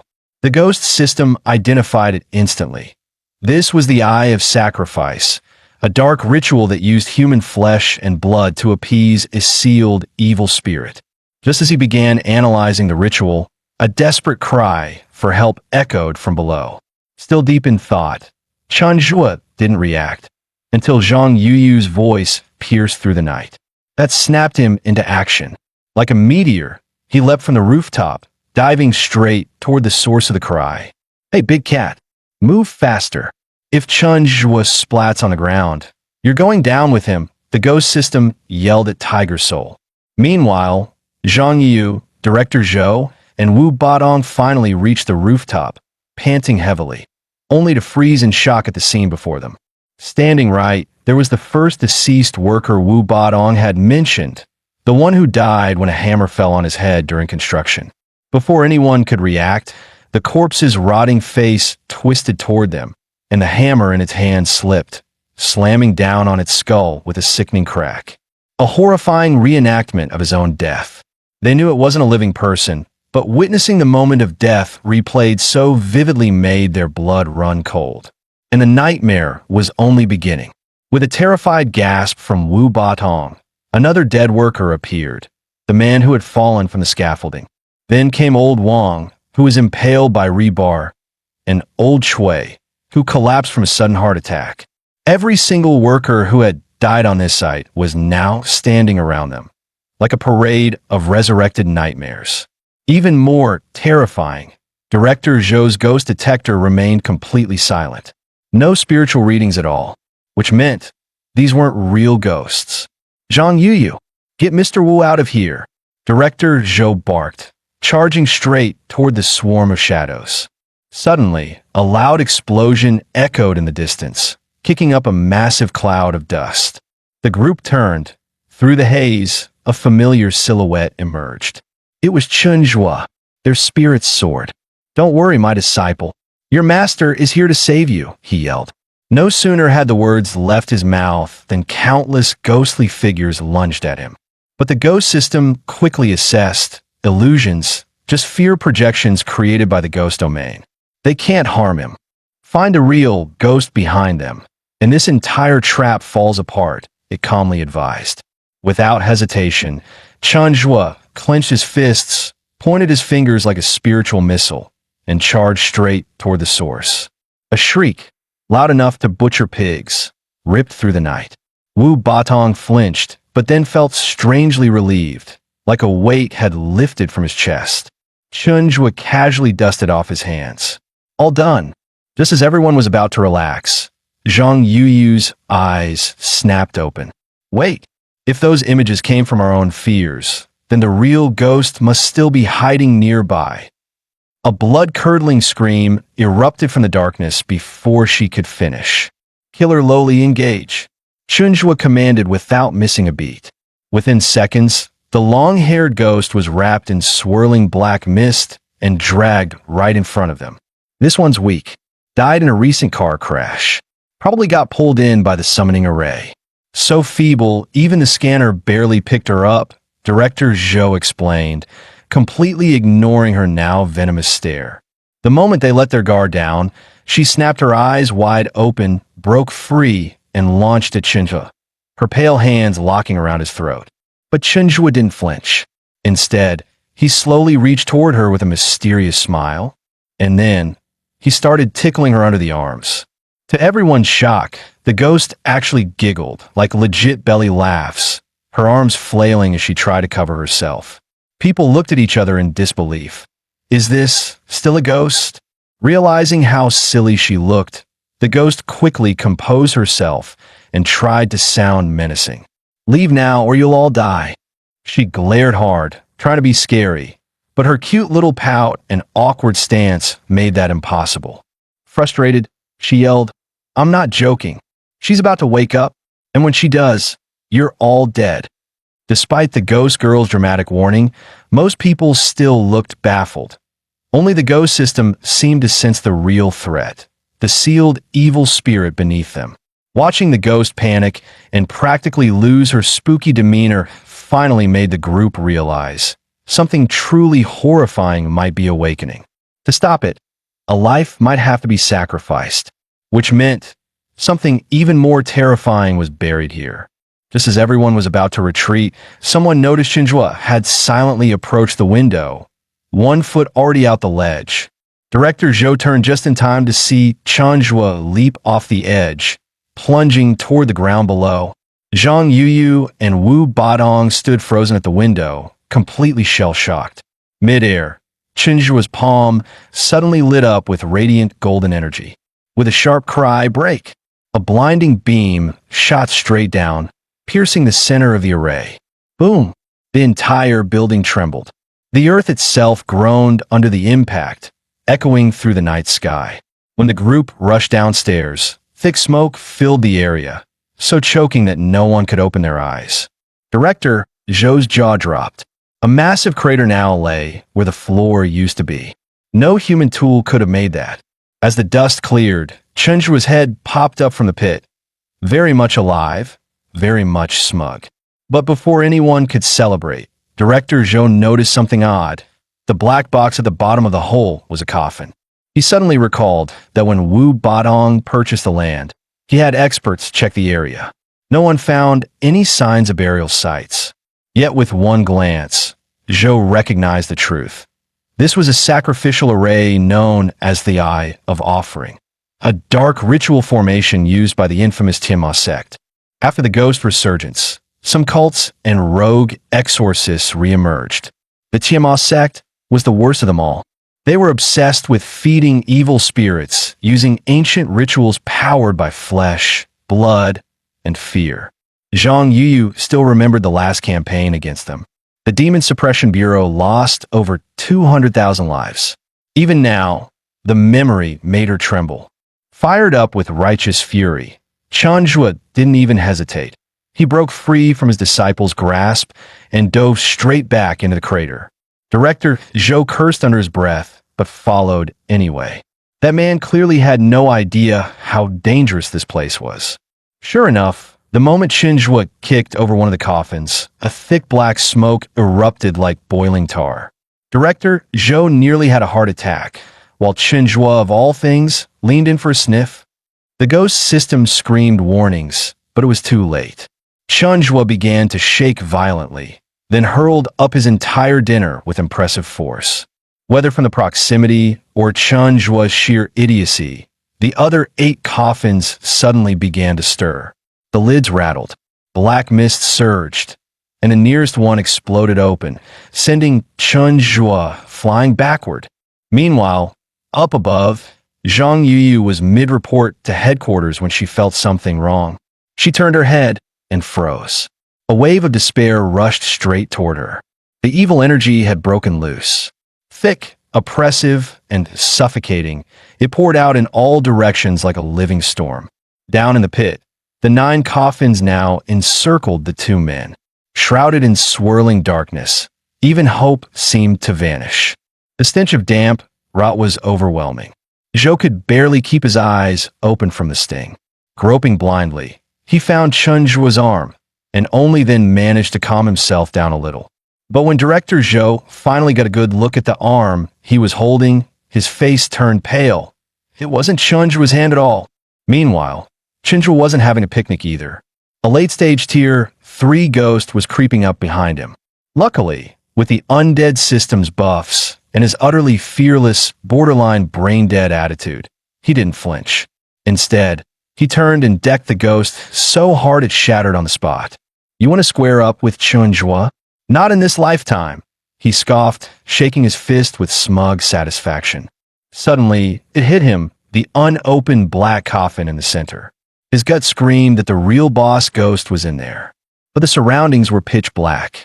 He circled the main coffin a few times and found absolutely nothing.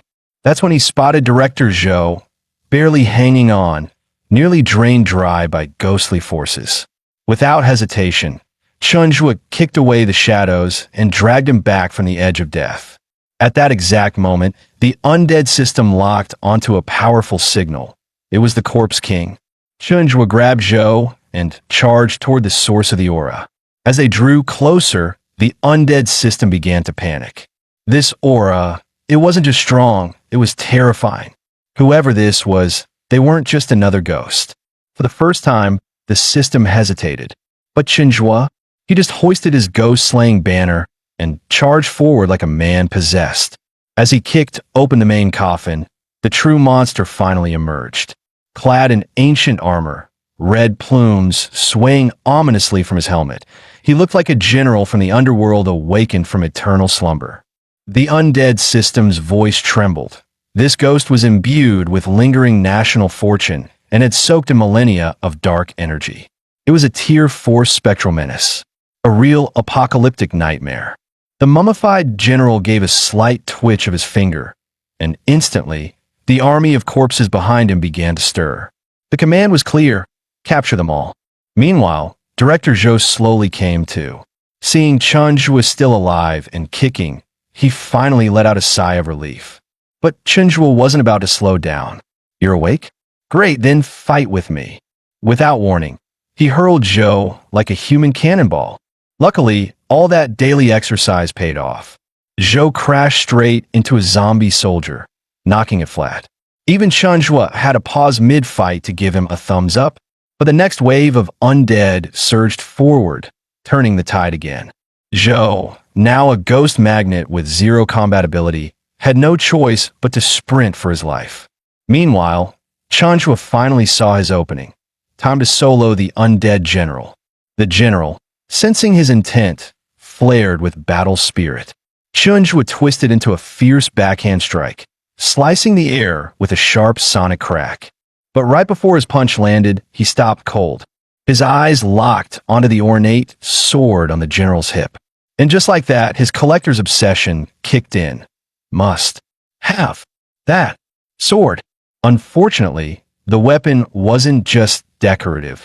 It was fused to the general himself. No chance of getting it that easy.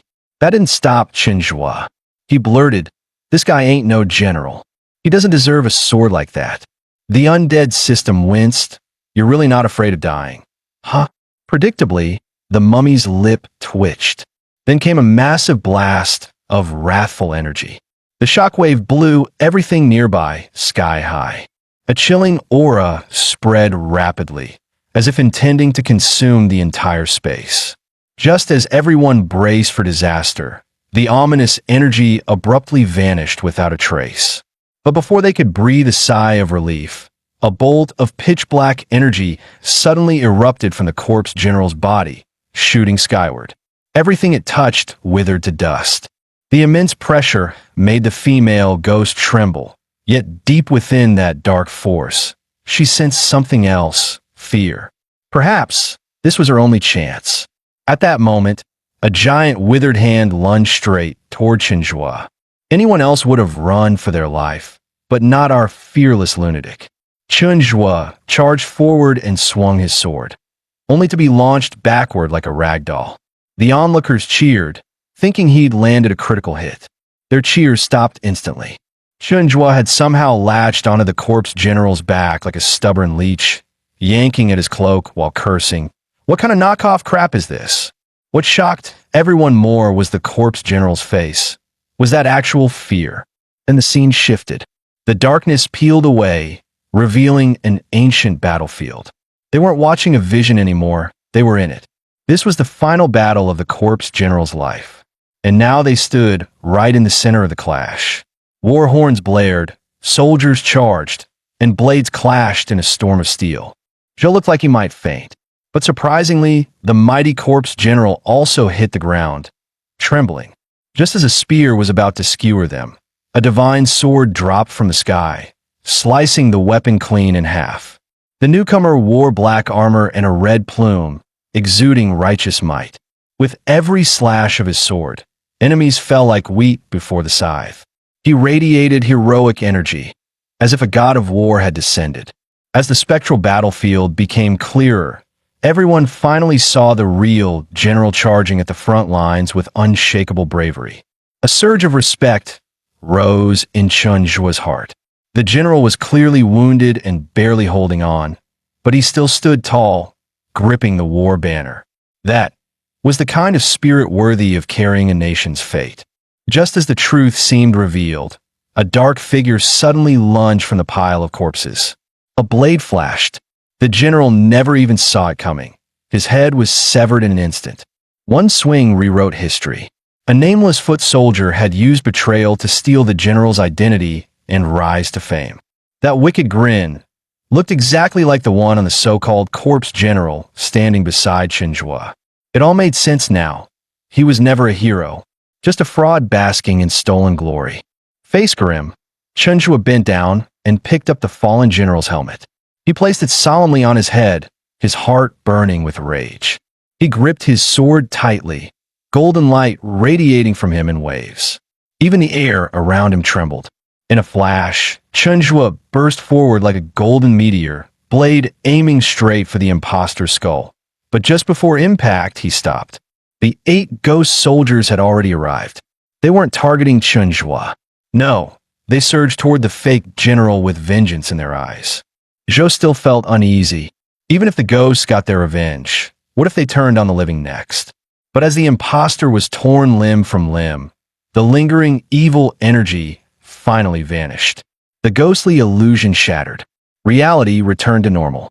The ghost soldiers raised a battle cry, not of war, but of mourning. They honored their fallen commander one last time. And in the stillness that followed, only the echo of loyalty and sorrow remained in the air. The 8 ghost soldiers turned to look at Chenjue, not with hostility, but with sincere gratitude. Had he not uncovered the truth, they might have remained trapped here for eternity, worshipping a false general. A beam of golden light descended from the heavens. Released from their long-held obsession, the spirits slowly faded into the ether. Just then, Zhang Yuyu arrived with Wu Batong. Seeing that Chenjue was safe, she finally let out a sigh of relief. But Chenjue, dead serious, declared he wanted to take the luxury coffin home, leaving everyone speechless. While the others were still bickering over his bizarre hobby, Zhou suddenly collapsed. His yang energy had been drained dry. Whether from the ghost attack or lingering Yin aura, his condition rapidly worsened. By the time he reached the hospital, he was rushed straight into emergency surgery. Zhang Yuyu was beside herself with worry. Unable to help, she even considered buying his favorite dishes, braised pork knuckles and dompa pork, hoping food might comfort him somehow.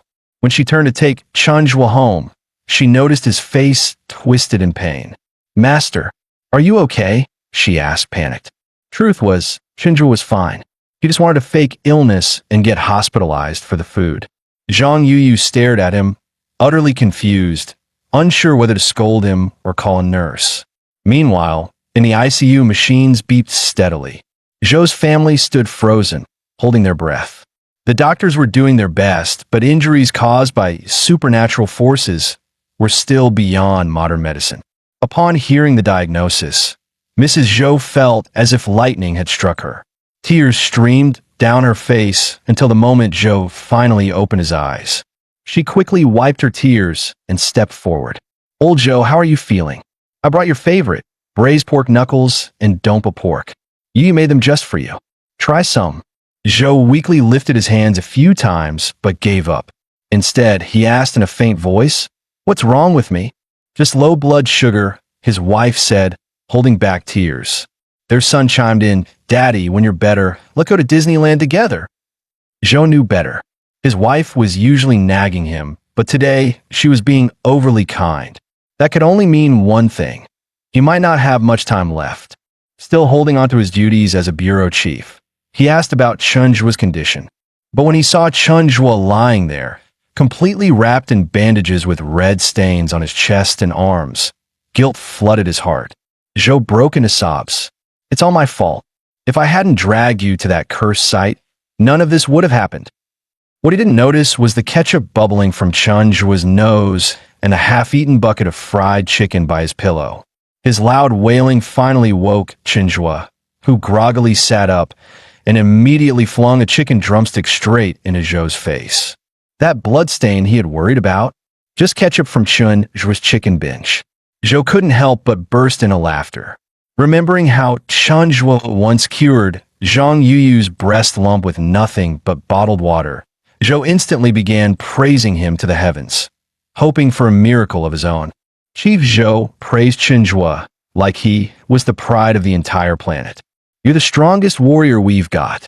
Now, I finally understand why the mission was assigned to you. Someone like me couldn't even take one hit. Chen Zhuo, basking in the praise, humbly replied, "Ah, it's nothing. You could totally be a great warrior too." Then Zhou suddenly turned serious. "Not that it matters now. Backslash. The doctor said I've got 2 days left to live." Chen Zhuo looked genuinely alarmed, until the undead system in his head sighed and explained what was actually going on. He stared at Zhou in disbelief. But for a planetary warrior like Chen Zhuo, this was child's play. He grabbed a roll of toilet paper off the bedside table like he was about to perform emergency surgery. Maybe in his mind, wrapping Zhou up like a mummy was the shortcut to healing. Zhou, half convinced and half desperate, played along, hoping for a miraculous holy water treatment or something similar. But instead, Chen Zhuo ripped off a piece of toilet paper, slapped it on Zhou's forehead, and then spat on him. With conviction, even the undead system panicked. There were 360 proper methods to dispel dark energy. Why did he choose the weirdest one? Chen Zhuo then started scribbling on the tissues like they were talismans, sticking them all over Zhou's face. Protective charm of 7 verses. Spirit calming sigil. Thunderstrike rune. He went all in. Once the entire roll was used up, Chen Zhuo curled up in bed and muttered sleepily, "Just keep them on for 49 days. You'll be fine." Zhou touched his paper-covered face, full of doubts and ketchup-like symbols. Suddenly, a wave of black energy surged from his body. Pain stabbed through him like knives. He tried calling out, but Chen Zhuo was already snoring. Helpless, Zhou slammed the nurse call button, hoping anyone, could bring him some painkillers. Just then, a few enforcers from the Demon Suppression Bureau arrived and happened to witness the bizarre scene.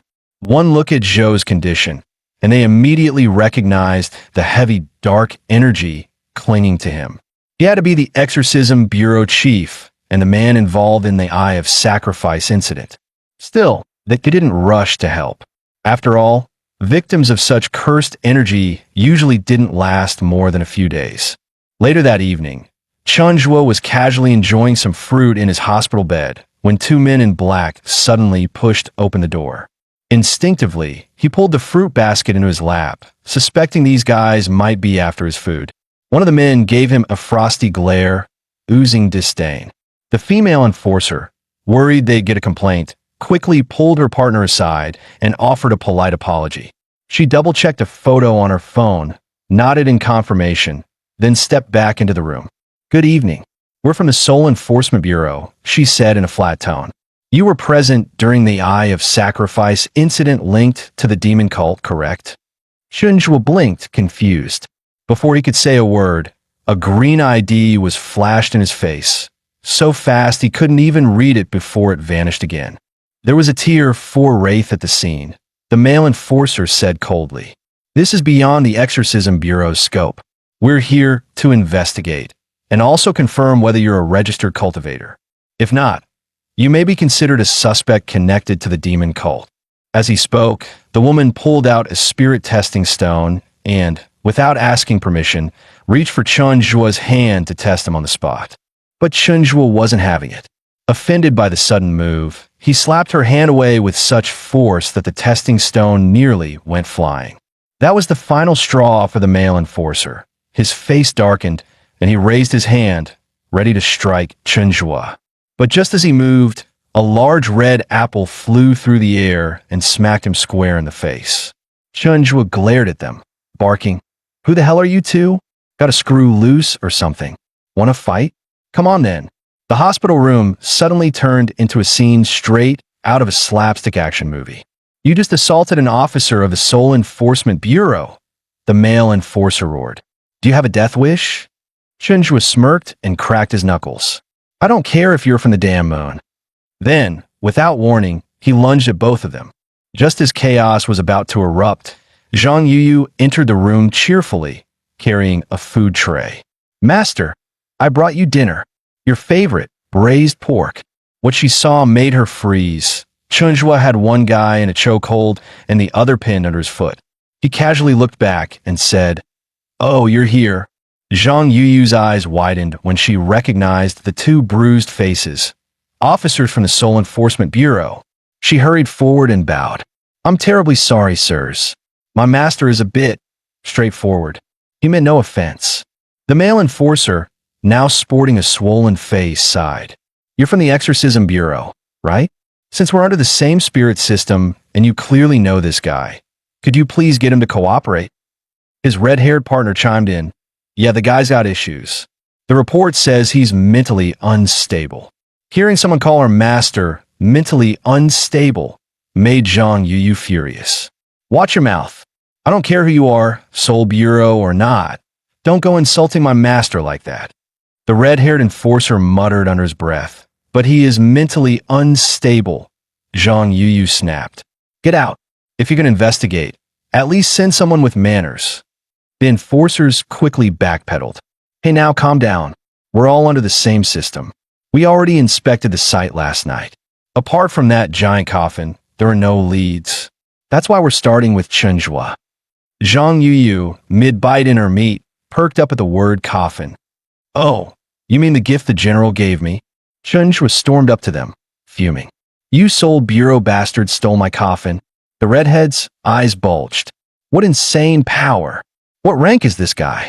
The green-haired enforcer stared at the glowing detection crystal in shock. "This can't be right. Someone this strong can't be a low-level cultivator." The crystal, unfortunately, could only detect ranks below the Holy Realm. Anything in the Divine or Emperor tiers would simply return a generic result, just like now.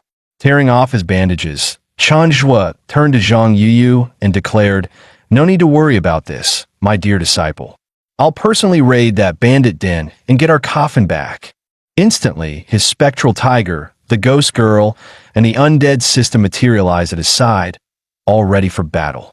But after confidently setting off, the squad immediately got lost. The undead system was getting dizzy from Chunjua's chaotic directions. "Hey, what you guys doing? Seoul Bureau's that way." The whole crew, man, ghost, tiger, and AI, froze in place. The ghost girl scratched her head. So where's Seoul Bureau exactly?" The system pointed firmly in one direction, but Chunjua, with full confidence, pointed in the opposite one. "It's that way. I can feel it." The system groaned. "How many times do I have to say it? Living with you is a nightmare." Just then, a voice called out, "Senior, please wait." Chunjua turned around. It was the ghost woman from the construction site. She politely pointed in a direction. "Senior, Seoul Bureau is that way." Chunjua beamed. "Knew it. My instincts are spot on." The undead system groaned. "I've been saying that for ages, but no. You only believe her?" The ghost hesitated, then said softly, "Senior, I have nowhere else to go. May I follow you?"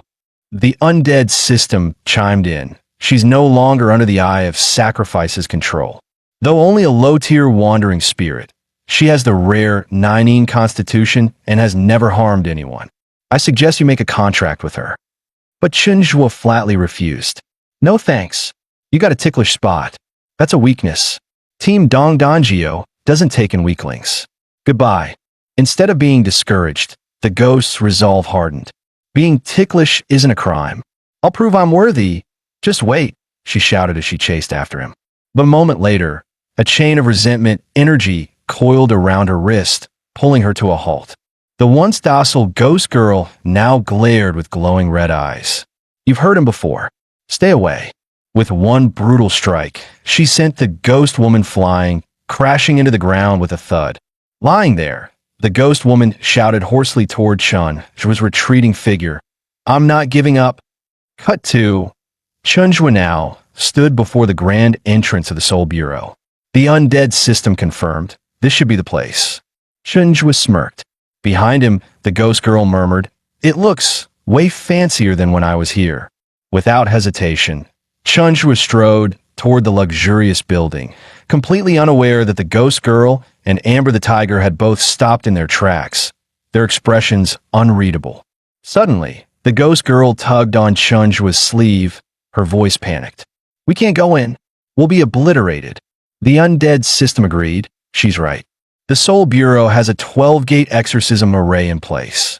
Any non-human being stepping in would be instantly purged. Chunjua sighed and waved dismissively.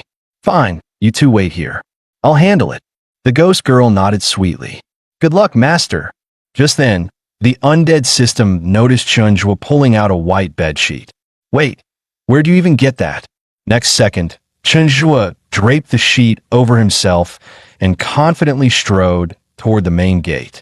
The guards immediately yelled, "Civilians, keep out!" Chunjua blinked in confusion. "You can see me?" As my cultivation level dropped. The system groaned. "You didn't seriously think a sheet would make you invisible, did you?" With a grin, Chunjua flung the sheet off. "Well then, no need to hide. Let's see what you're made of." The guard sneered. "You really think you can throw hands here?" The undead system chuckled and secretly activated the hypnotic eye. The two guards instantly wobbled, then collapsed unconscious. Chunjua looked down at the bodies with a smirk. "I didn't even go all out. Pathetic." The undead system cut him off. Yeah, I did the work. Stop showing off and get inside. Focus on the mission." As Chunjua walked deeper into the compound, he muttered, "I expected the Soul Bureau to be tougher.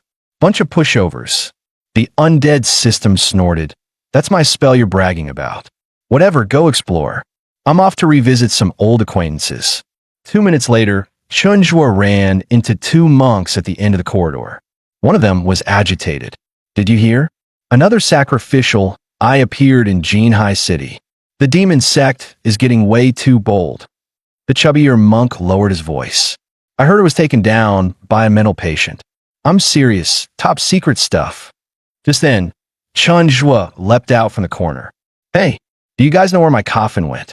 Before he could finish the question, both monks collapsed on the spot, fast asleep. As he continued walking, Chunjua realized that everyone he passed out on the way was mysteriously passing out. "What the hell is going on here?" he shouted. "Is everyone in this damn place taking a nap? Can't anyone talk to me?" Furious, he kicked open a large door and found a hall filled with people. He opened his mouth to ask a question, and they all promptly dropped like flies. Chunjua was beyond frustrated. This asterisk is supposed to be Earth's strongest exorcist organization. What is this Nap Squad HQ?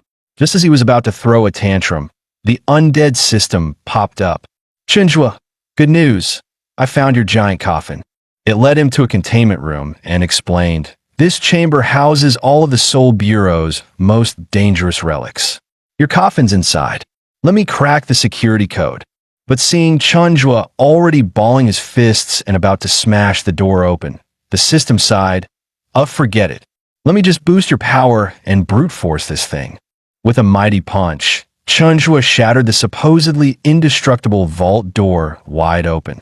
Instantly, the Soul Bureau's alarm system blared throughout the building. A robotic voice repeated over the intercom. "Warning, unauthorized breach detected. All exorcists, report to containment."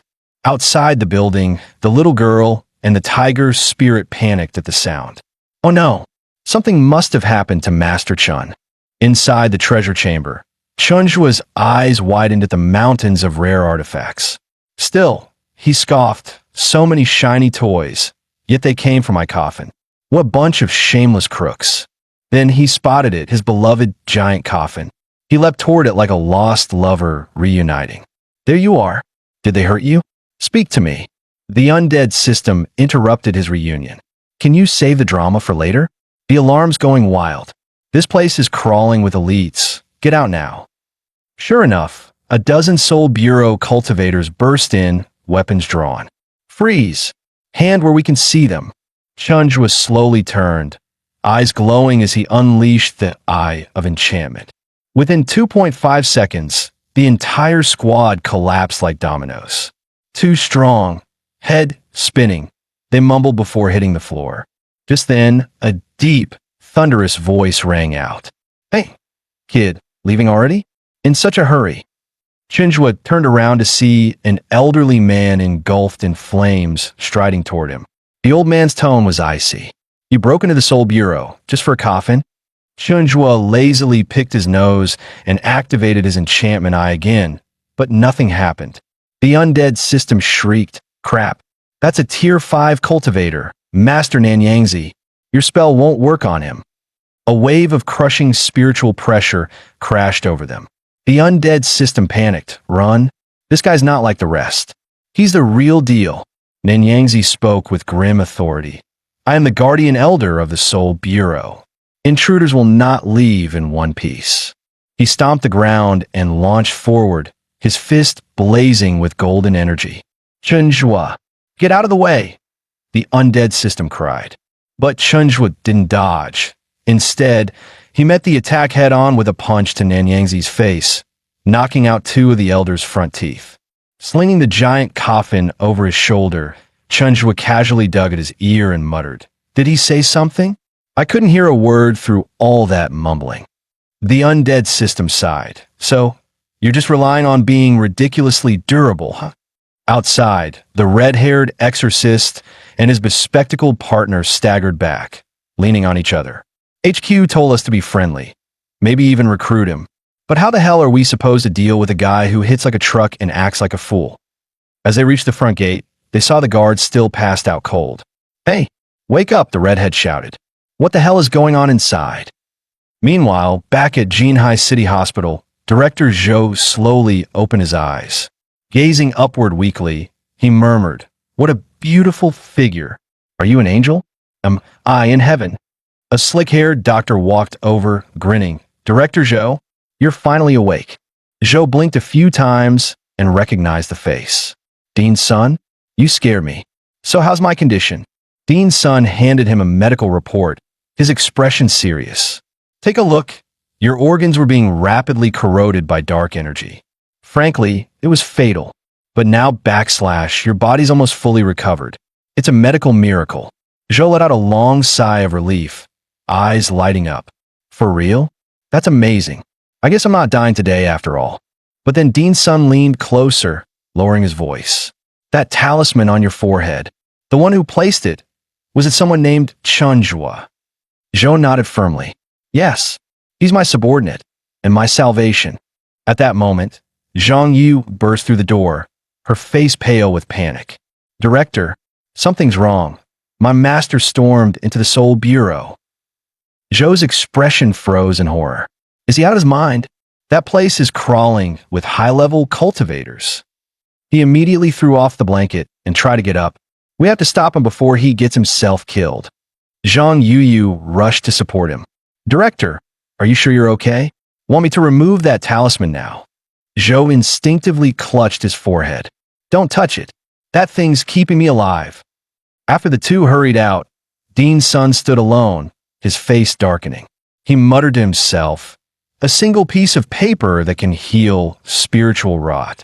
Chunjua, just what are you?" Just then, a nurse came rushing down the hallway, breathless. "Director, emergency. Someone just barged into the hospital, carrying a coffin." Director's son's eyes narrowed. "Where is he? Take me there now." Meanwhile, Zhang Yu was practically dragging Director Zhou through the streets as they rushed toward the Soul Bureau. "We need to find Li Qingshan ASAP," Zhou muttered. "He's Chunjua's legal guardian. Now that Chen's caused a mess, only he might be able to talk him down." Ironically, they brushed right past Chunjua, who had just returned in triumph. Watching them rush off, he scratched his head in confusion. Where the hell are they going in such a hurry? A funeral? Then he burst out laughing. "Doesn't matter. The mighty Soul Bureau, flattened by yours truly." The Wraith system echoed in his tone. "Haha, that's right. We wiped out the whole Soul Bureau. Bring it on." Suddenly, the Wraith system tensed. "Wait, something's off." A group of doctors had silently formed a line in front of them, all staring directly at Chunjua. Chunjua rolled up his sleeves, his eyes narrowing. "Figures. People in white coats are never up to anything good. You trying to steal my coffin too?" The Wraith system quickly jumped between them, flailing. "Whoa, chill. Chill. Don't punch yet." But instead of attacking, the doctors all shouted in unison, "Welcome home, hero."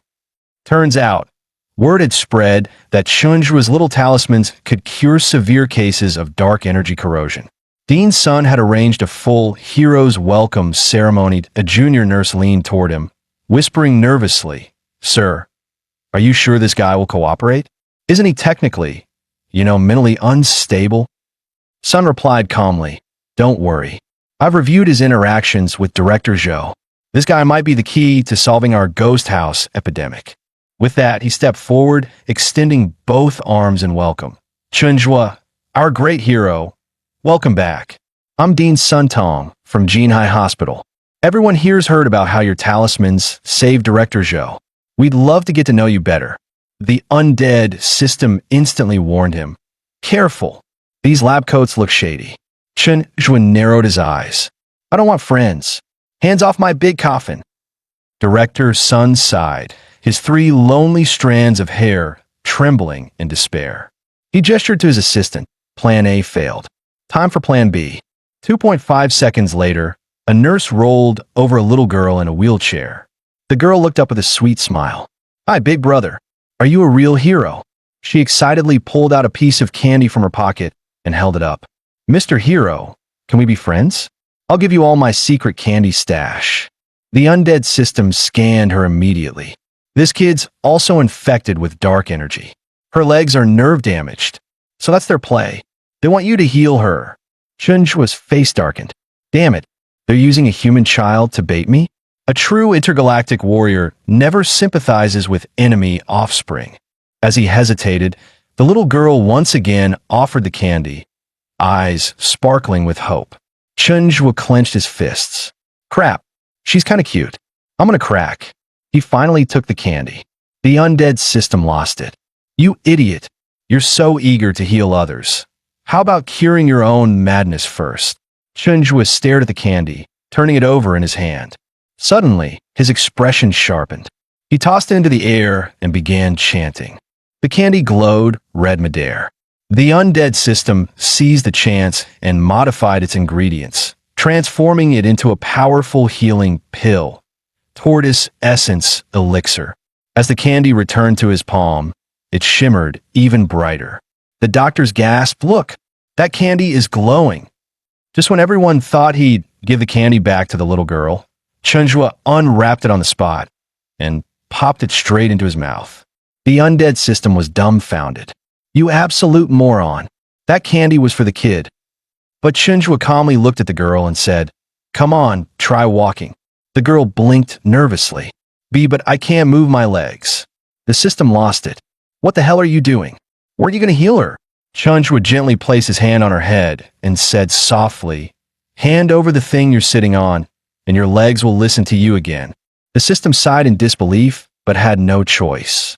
It activated its powers again to treat the girl. Moments later, Chunjua encouraged her, "Give it a shot. Try to stand up. Don't be afraid. Big bro's right here." The girl cautiously moved her legs and slowly stood up, only to tumble down in the next second. Director Sun panicked and tried to rush over, but Chunjua stopped him. "Let her do it on her own. She's got this." The girl struggled for a moment, then stood back up with effort. Her face lit up. "I did it. Big brother, I can walk. I can really walk. Thank you." Director Sun was stunned. His eyes widened, and even his few hairs stood on end. He really did it. Did you guys see that? Did you write everything down? Get your notes out now. Meanwhile, the girl ran up to Chunjua and grabbed his hand. "Thank you, big brother. I can walk again." Snapping out of it, Director Sun barked at his assistant. "Hurry. Bring in another patient now." Meanwhile, over at the Soul Suppression Bureau, Director Zhou had just arrived with Zhang Yuyu and Li Qingshan. Zhang Yuyu looked around in awe. "Whoa, so this is the legendary Soul Suppression Bureau? Fancy." Director Zhou stayed serious. "Of course. This place handles the nation's top-tier supernatural threats. You two, follow my lead and keep your mouth shut. Once we find Chunjua, we get out." "Got it, got it," they both replied in unison. Meanwhile, the red-haired officer, still bruised from Chunjua's beatdown, was furiously scolding his men. "Useless, the lot of you, letting a lunatic waltz in and out like it's a damn amusement park. Not even one hit landed. We're supposed to be cultivators. This is embarrassing. Zhang Yuyu whispered to Director Zhou. Sir, looks like my master didn't get captured at all. Director Zhou gave a slow nod. Yeah, seems more like he's just hanging out in there. Just then, a familiar voice called out. Well, isn't that Director Zhou? Long time no see. I was just about to call you. It was none other than Luo Yuman, the director of the Soul Suppression Bureau. Luo Yuman warmly welcomed the three into his office and poured them tea. Seems like you all know Chunj pretty well. So tell me, what punishment does he deserve for trespassing into our bureau? His tone shifted slightly, and the room tensed. Director Zhou immediately responded, Director Luo, Chunjua is mentally ill. Legally, he's not responsible for his actions. Plus, he didn't actually harm anyone, did he? Isn't that a bit harsh? Zhang Yuyu blurted out, yeah, and even if you want to charge him, are you sure you can take him in a fight? Zhou nearly choked on his tea. Girl, I told you to plead for him, not threaten the director. Surprisingly, Luo just burst out laughing and picked up a detection device from his desk. Relax, I was joking. No offense taken. I know Chun was a rare talent. But here's what's bugging me. Our previous cultivation scan on him, it said he's just a regular human. All three were shocked. Zhang Yuyu was the first to react. No way. My master is a beast. How could he be a normal human? Director Zhou took the detector from Director Luo and nodded. You want us to run another scan on Chenjua, right? No problem. Leave it to me. Appreciate it, Director Zhou. Luo Yuman replied with a smile. But the moment Zhou's hand touched the detection stone, it suddenly lit up with a bright orange glow. Luo Yuman raised an eyebrow. Wait a second. Director Zhou, I thought you barely cultivated? When did your level go up? Zhou blinked in confusion. Beats me. I haven't trained at all lately. Zhang Yuyu leaned in excitedly. Let me try. As soon as she touched the stone, it burst into dazzling light. What the heck? I'm a tier 2 cultivator now? That's impossible. I was a total normie 6 months ago. Director Zhou suddenly had a realization. I get it now. You drank that bottled water Chunjua gave you, right? Yeah, I did. And I must have gotten juiced up from that weird talisman he slapped on me. Luo Yuman looked thoughtful. So anyone who's had contact with Chen ends up leveling up without realizing it? What kind of cheat code is this guy running? Zhou quickly handed the detector to Li Qingshan. Dean Li, you've spent the most time with him. Come on, maybe you've awakened too. Give a go. Li Qingshan reached out eagerly and placed his hand on the detection stone. The stone gave off only a faint white glow, no reaction whatsoever. Zhang Yuyu immediately teased. Dean Li, you've spent the most time with my master, but somehow you're even more ordinary than a random stranger. Director Zhou chuckled. Just being close to the spring doesn't mean you'll draw water. You gotta have some talent, man. Li Qingshan, visibly annoyed, yanked off the paper talisman on Zhou's chest. Zhou screamed dramatically. No, that's my precious warding talisman. Took me ages to get it. Luo Yuman picked it up and inspected it with a puzzled look. This is the talisman? It just looks like a doodle on napkin paper. But as he deciphered the writing, his expression shifted. Wait, this is written in ancient ghost script. What the hell? He clutched Director Zhou's hand, eyes wide. Director Zhou, I need to meet Chenjua right now. Please, introduce me. Meanwhile, inside Jinhai Hospital, Chenjua was living like a king, chicken leg in one hand, milk tea in the other, enjoying the royal treatment. A junior assistant quietly whispered to the hospital director, Sir, we've been running in circles all morning and haven't learned squat. Honestly, this guy isn't that hard to handle. Maybe we should just ask him straight up. So the director stepped forward, bowing respectfully. Mr. Chun, your skills are beyond anything we've seen, bringing the dead back to life. Could you perhaps teach us some of your methods? Like that cold water leg revival trick. Chenjua munched on his drumstick and waved him off. You won't get it. My charms are powered by eons of cultivation. You need a few centuries just to scratch the surface. A nearby doctor sighed. You're probably right, but these days, we're seeing more and more cases of terminal energy infections. As doctors, we feel helpless. Mr. Chun, Even just a little guidance would mean everything. The hospital director added with determination, "If there's any way to reverse this crisis, no matter the cost, I'll do it." The other doctors echoed his words, all eyes on Chunjua with desperate hope. Chunjua thought for a moment, then casually pulled out a yellow-covered book and tossed it over. "Here, it's a beginner's guide to demonic expulsion charms. Knock yourselves out." The undead system added solemnly, "Saving lives is a noble cause. Might as well teach you a thing or two." The hospital director trembled with excitement until he opened the book. "Mr. Chun, I can't read a single word in this thing." The system rolled its eyes. "Obviously, that's ghost script, language of the spirit realm. If an ordinary human stares at it too long, you could lose your mind or attract malevolent spirits." The director yelped and instantly tossed the book to the floor, backing away in panic. Cold sweat poured down his face. Ghost script. He remembered the legends. These texts were said to be alive with supernatural energy.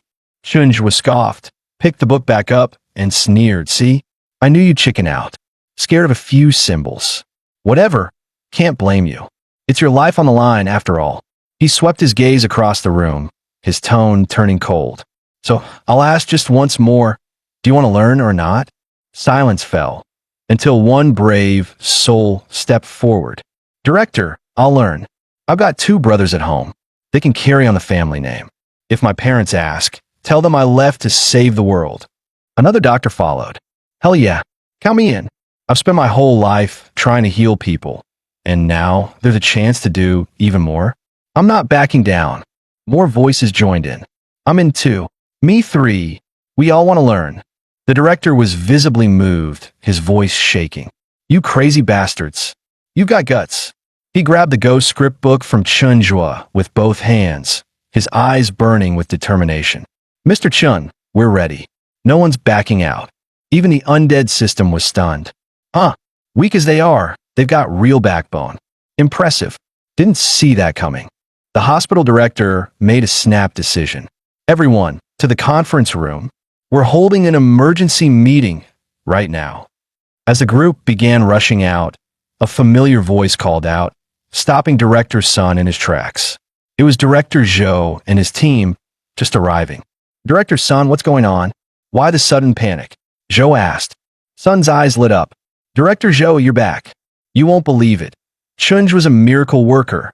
He cured all our patients suffering from energy contamination, and he even shared a method to drive it out." He turned to the man in glasses and asked respectfully, "Is this the director of the Soul Suppression Bureau, Mr. Luo Yuman?" Luo gave a slight nod. "That's me. How can I help you?" Director Sun quickly handed over the yellow book. "Director Luo, you're far more experienced than us. Can you take a look at what's written in here?" Luo's expression shifted the moment he saw the pages. His hands trembled slightly. This is real ghost script. And not just any. These are expulsion charms. An ancient, long-lost practice.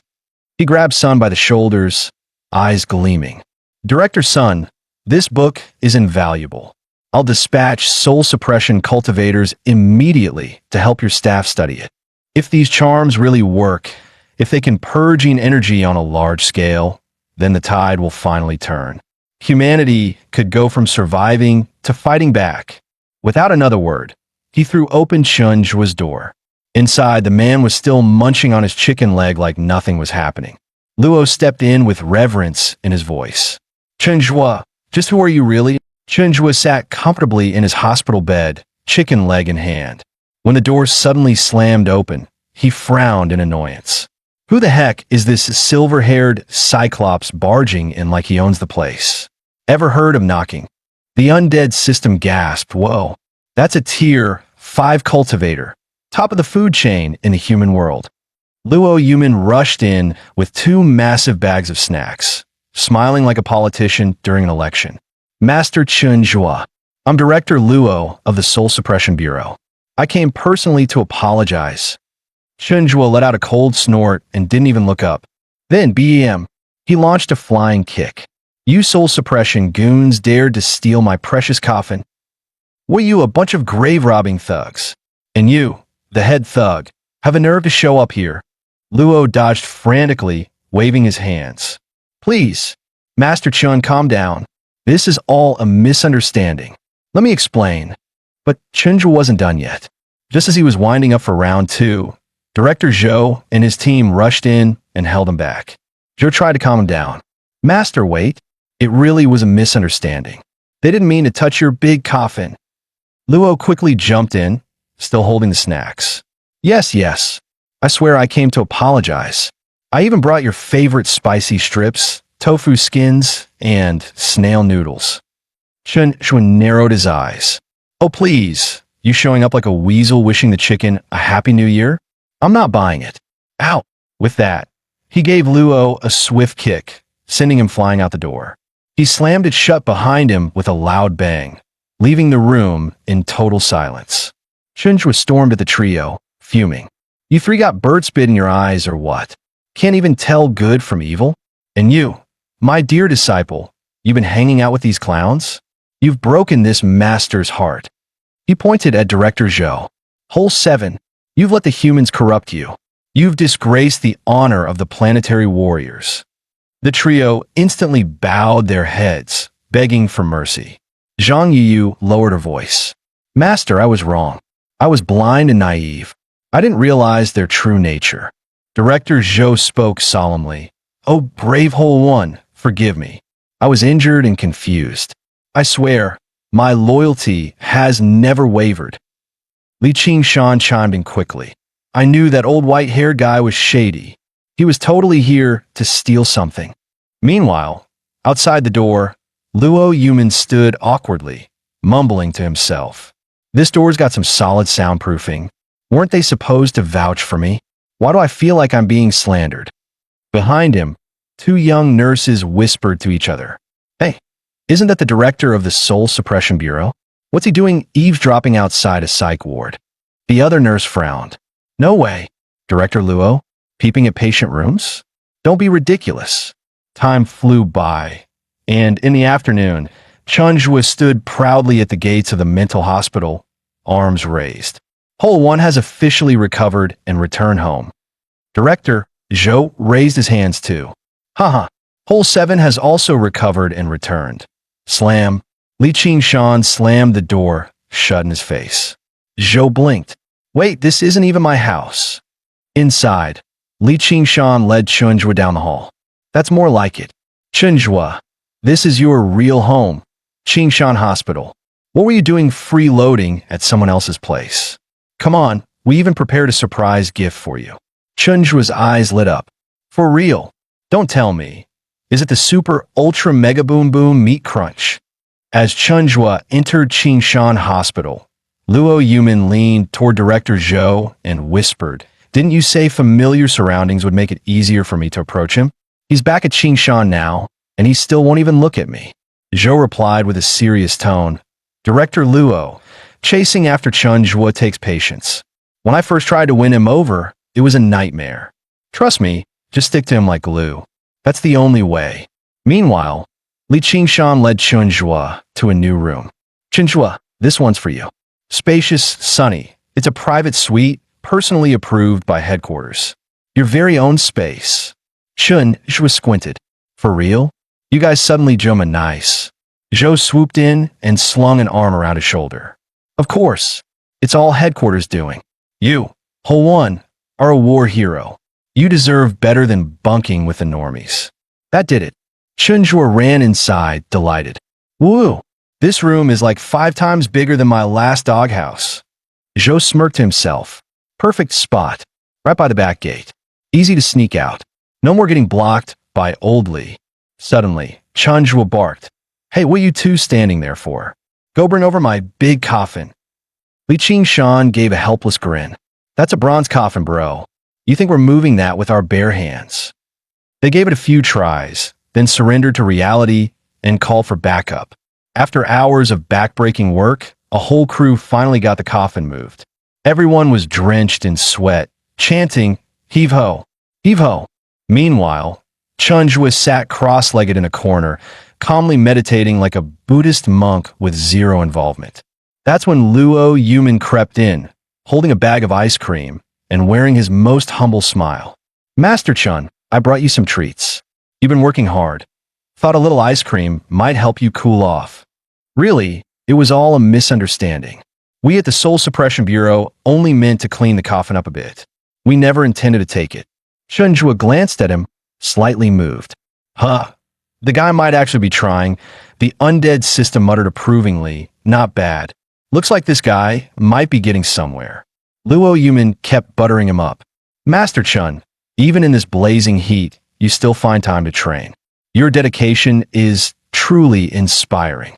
Chunjua's gaze sharpened.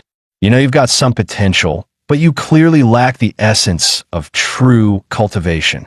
The undead system chimed in. Exactly. Cultivation begins with a quiet heart. Ditch the distractions. Embrace focus. Luo immediately sat cross-legged, straightened his posture, closed his eyes, and started breathing along with Chunjua's rhythm. Chunjua began his sermon.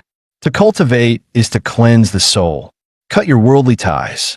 Sever attachments. Leave behind desire and illusion. But all Luo felt was a rising internal heat and zero enlightenment. The undead system sighed. A tear. 5 cultivator willing to listen? That's rare. All right, let's give him a push.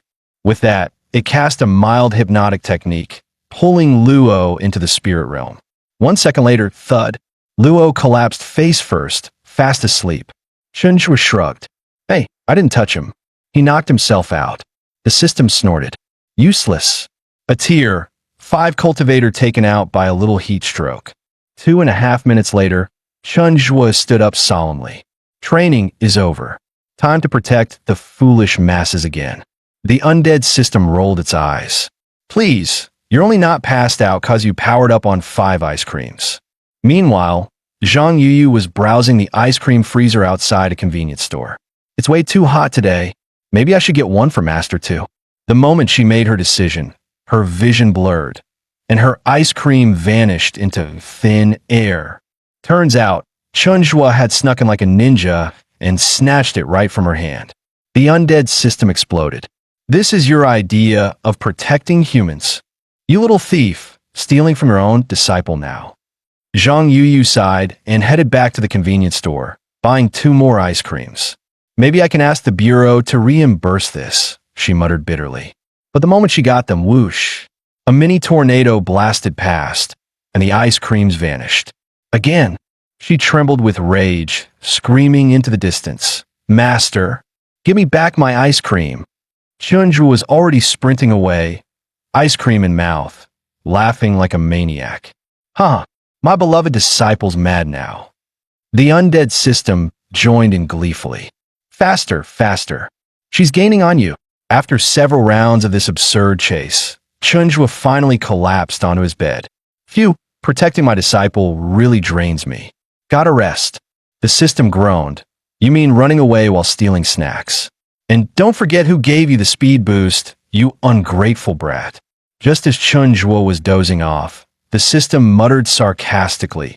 You sure you can sleep without fatties snoring in the background? Of course I can, Chunjua replied, and then began snoring like a thunderstorm 2 seconds later. Outside, the full moon turned crimson, casting an eerie red glow across the sky. At the hospital gate, the night guard was locking up, grumbling to himself. So that soul suppression guy, Luo something, added Nurse Shoutao on socials, huh? Damn, I didn't think I'd have romantic rivals at my age. He failed to notice the ghostly silhouette creeping up behind him. Suddenly, the shadow stepped into view. The guard froze, eyes rolling back as he collapsed, foaming at the mouth. It was the puppet master. He smashed through the hospital gates, marched in like he owned the place, and shouted at the top of his lungs, "Where's Chunjua? I'm here for him." Meanwhile, inside the hospital, Chunjua jolted awake. His eyes flared red as he muttered, "It's here." The undead system blinked. "Wait, what is here?" The little ghost girl tilted her head. "You mean that lady ghost outside? She's been following you for a while now." Outside the window, a single eye peered through the grass, silently watching. But the moment it heard Chunjua mention getting rid of her, the eye twitched, showing a flicker of panic. Chunjua's tone turned grim. Not her. It's the demon sealed inside me. It's waking up. The ghost girl immediately asked, Chunjua, are you okay? The undead system gasped. Wait, don't tell me this is because of all that ice cream you ate earlier. Then it broke into a mocking laugh. Stealing that many ice creams. Karma hit fast, huh? Gurgle. Chunjua's stomach let out a monstrous rumble. Both the system and the ghost girl shouted in sync. Oh no, it's too late. The ghost girl grabbed his hand and dashed toward the bathroom. As they ran, Chunjua roared, I swear, I will never make peace with the demon inside me. Meanwhile, the ghost girl hiding in the bushes was still daydreaming about how to win Chunjua's heart, completely unaware that the puppet master was creeping up right behind her. The next second, the puppet master suddenly appeared in front of her, casually greeting, Hey there. The ghost girl nearly exploded, her face distorted in pure horror. After a moment of mental rebooting, she realized he wasn't a ghost. He was a freaking puppet. The puppet master ignored her completely and headed straight for Chunjua's room. The ghost girl stayed crouched in the shadows, trembling and chanting to herself, He can't see me. He can't see me. But then she remembered what Chunjua once told her. You're useless. You'll only slow me down. Her expression shifted. No, I'll prove I'm not a burden. I'll show him I've got value. With renewed resolve, she bolted out of hiding and screamed, I'll fight you myself. The puppet master merely glanced over his shoulder. That was enough to make her freeze mid-charge, trembling like a wet cat. Maybe later. Meanwhile, inside the restroom, Chunjua shouted triumphantly, The demon's been exorcised. The undead system deadpanned. Yeah, more like your intestines exorcise themselves. That's what you get for scarfing down 10 ice creams. Suddenly, a scream echoed inside the empty bathroom. Wah! So scary. Chunjua and the system both froze. Then wham! The ghost girl burst through the wall, shrieking, Too scary. I almost died again. Chunjua yanked his pants up and roared, Can you not? I was mid-poop euphoria. Get out of here. The ghost girl waved her arms frantically. No time. A terrifying corpse just broke into your room. I think it's here to steal your stuff. Chunjua's expression shifted. What? Someone's trying to mess with my coffin again. The undead system deadpanned. Who else even wants that thing besides you? In the next instant, Chunjua bolted out of the bathroom, didn't even bother to wipe. Hey, at least finish wiping first, the system shouted behind him. No time. The coffin needs me. Chunjua yelled back. Before the system could respond, he'd already kicked open his room door and screamed, You coffin-thieving scumbag. That's my treasure. The puppet master froze briefly, then slowly turned around, his joints bending in bizarre, bone-cracking ways. Chunjua pointed furiously. You dare step into my domain. Prepare to get wrecked. But as soon as he got within striking distance, his feet suddenly slammed on the brakes. The undead system calmly whispered, That's a puppet master. He fuses dark rituals with human bodies, built like a tank. You won't win head-on. Chunjua forced himself to act tough. I'm giving you one chance. Leave now, or suffer the wrath of a planetary worry. Before he could finish, his body instinctively took 2 steps back. A small voice came from behind. Senior, why are you backing up? Are you scared of him too? It was the ghost girl, standing there shaking with a broom in hand. Chunjua snapped. He flicked her forehead with a loud bonk. Fool, a planetary warrior fears nothing. But the puppet master continued approaching, step by step, eyes locked onto him, chanting in a cold, lifeless tone, Chun must die, must die. Chunjua trembled all over, stammering out a warning. I'm warning you. I'm super powerful, okay? Don't come any closer. The puppet master ignored him completely, continuing his slow, menacing advance. Suddenly, Chunjua pinched his nose. Ugh, what is that stench? That's disgusting. He turned around and started dry heaving like crazy, just as the puppet master lunged forward and missed entirely. The ghost girl gasped in awe. Senior, that was amazing. You dodged so smoothly. Chunjua blinked. Wait, he tried to hit me? The puppet master let out a furious roar and charged at them like a living missile. Chenjua and the ghost girl turned and bolted. The undead system calmly analyzed. That puppet still contains fragments of a living soul. Truly wicked stuff. To neutralize it, we need the controller, probably within a 1-kilometer range. But Chenjua wasn't listening. He was too busy screaming while running. Yeah, analyze all you want. I'm saving my own, but first. As they ran, the ghost girl whispered, "So, he's only chasing Senior? That's kind of romantic." 2.5 minutes into the chase, Chenjua finally snapped. "All right, I've had enough of this. You think I'm scared of you?" Instantly, the undead system activated its power, transforming his crappy mop into a spirit-infused willow weapon. Chenjua didn't hesitate. He swung the mop like a baseball bat, whack, right into the puppet master's temple. The puppet flew across the hallway and slammed into the wall. Chenjua stood tall, mop over shoulder, smirking coldly. "Is that all you got? Didn't I warn you not to mess with me?"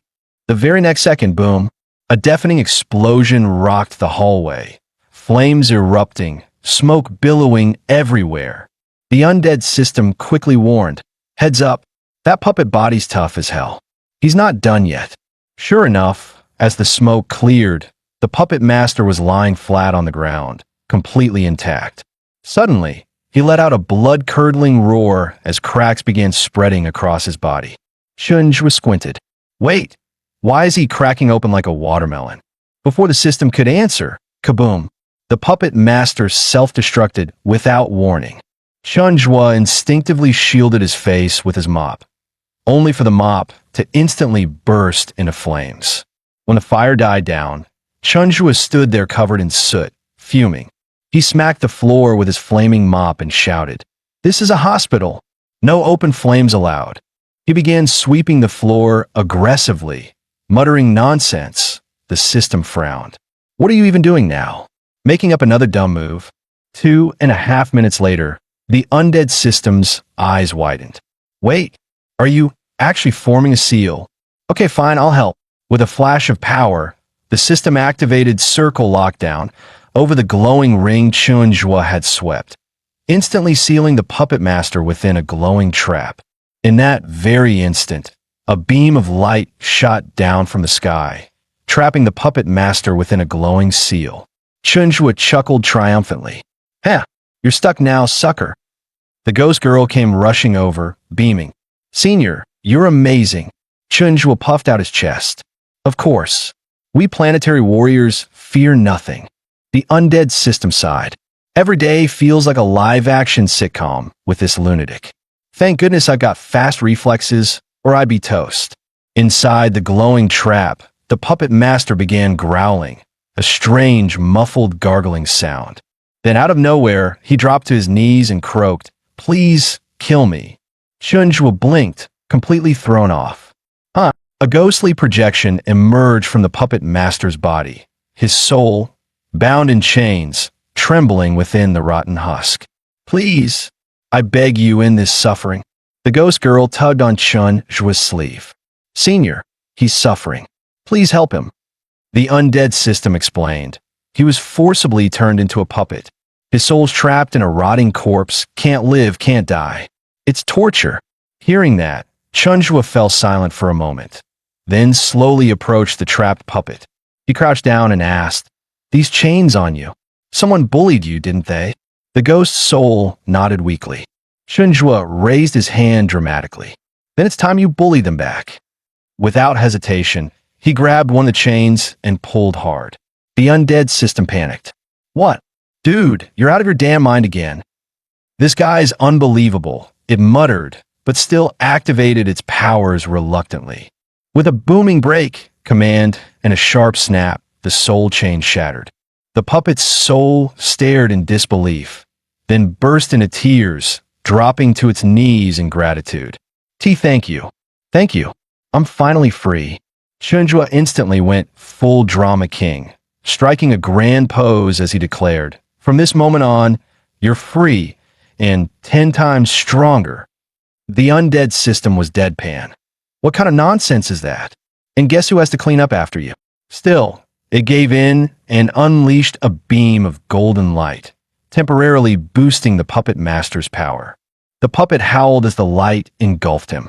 Moments later, he emerged towering and jacked, muscles rippling like a bodybuilder on steroids. The undead system sighed, defeated. I can't believe I'm a top-tier system, and now I'm out here upgrading ghosts. What a joke. Watching the transformed puppet, Chunjua puffed up his chest and shouted, "Now go get your revenge. But don't think bulking up makes you scary. Try touching my coffin again, and I'll beat the crap out of you." The puppet master bowed respectfully and shuffled off, mumbling a raspy thank you. Meanwhile, outside Qingshan Mental Hospital, Director Zhou was furiously pedaling his rusty bike, sweating bullets. Suddenly, a honk blared behind him. It was Director Luo, driving up like a bat out of hell in the middle of the night. The two exchanged a quick nod, and without another word, sprinted full speed toward Chunjua's room. Along the way, Luo kept hyping Chunjua up and saying, "Don't worry, leave this mess to the Soul Suppression Bureau. We'll handle it. You go back to your cozy police station." Director Zhou stood firm. "Dong Dong Yao is my trusted comrade. No one's stealing him from me." 2.5 minutes later, both men finally arrived at Chunjua's door, panting. Just as they were about to knock, the little girl and Hoopa suddenly appeared, blocking their way with cold expressions. "He's sleeping. No one gets in." Director Luo flashed his Soul Suppression Bureau badge with a friendly smile. "Hi there. You must be Master Chen's ghost assistants. We're here on official business. Just need to ask him a few questions." The two ghosts snorted in unison, standing their ground without the slightest intention of moving. Director Zhou quickly stepped forward to smooth things over. "Come on, little girl, I'm Dong Dong Chi. Chun, Shu's good buddy. Let's in, will you?"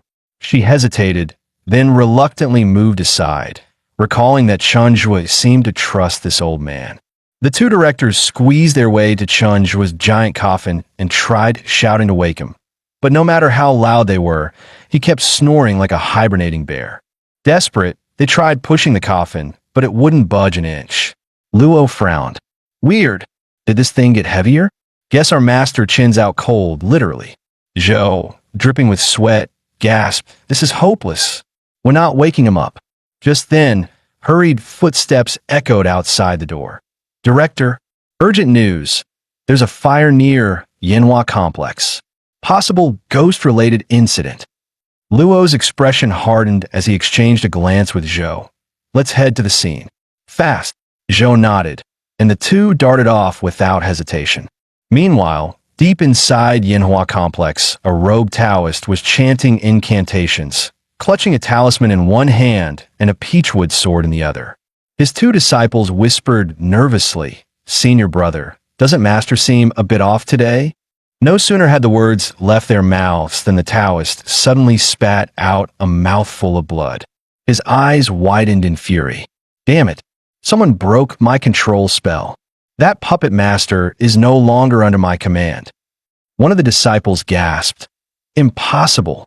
Puppet magic is a high-level secret art of the Heavenly Demon sect. Who could possibly undo it?" The Taoist's expression turned grim. "It must be some twisted lunatic with dark arts. We'll retrieve the soul first, then deal with that maniac." Just as they prepared to move, heavy footsteps echoed from outside. The puppet master had already arrived at their door. The two disciples trembled, one whispering in terror, "Master, run. He's here." The Taoist turned and froze. "That's the puppet?" "No, something's changed. His aura. It's fourth tier, late stage, evil spirit." With a roar, the puppet master stormed into the stronghold, unleashing his wrath on the demon cult. In seconds, the entire complex was engulfed in eerie green flames. Panic broke out among the residents. What the hell? Where did this fire come from? Is it really ghosts? When Director Zhou and Luo arrived, they were stunned by the strange flames lighting up the night. Luo's face turned grim. "This is karmic fire, fueled by trapped souls. It won't die out unless the caster's karmic chain is completely severed." Without hesitation, he barked an order. "Director Zhou, clear the area. I'm setting up a sealing formation."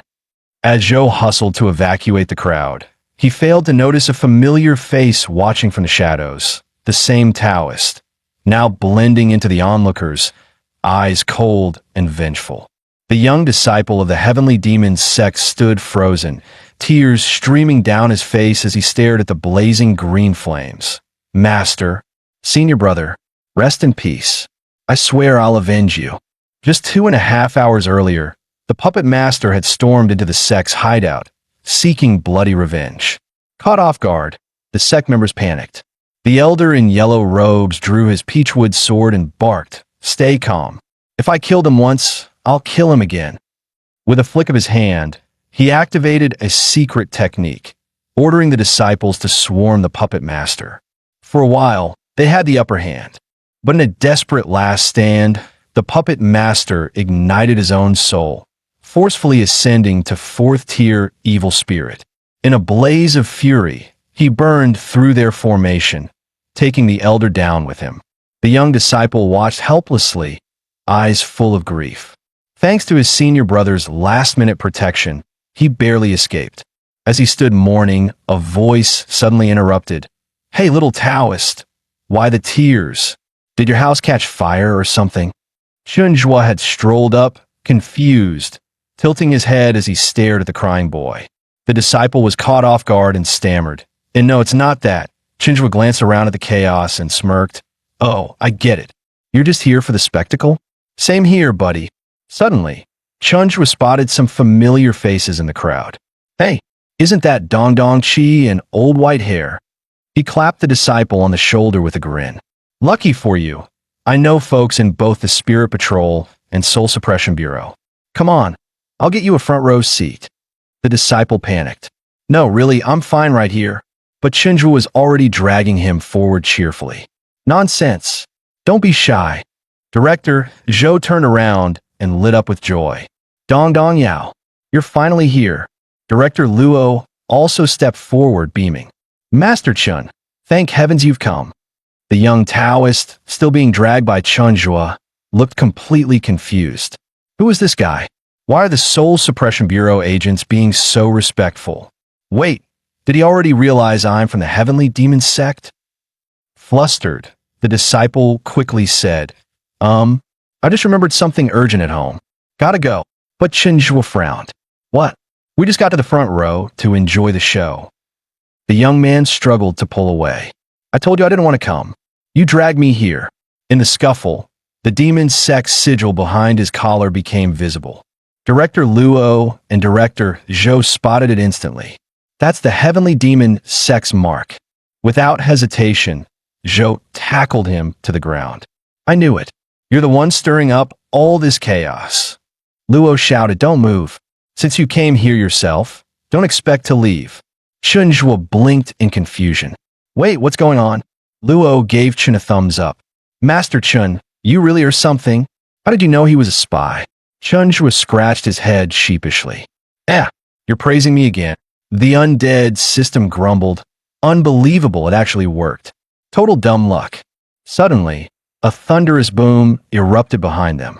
A pillar of green fire shot into the sky.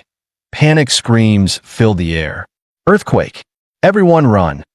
Luo turned to Chun, panic creeping into his voice.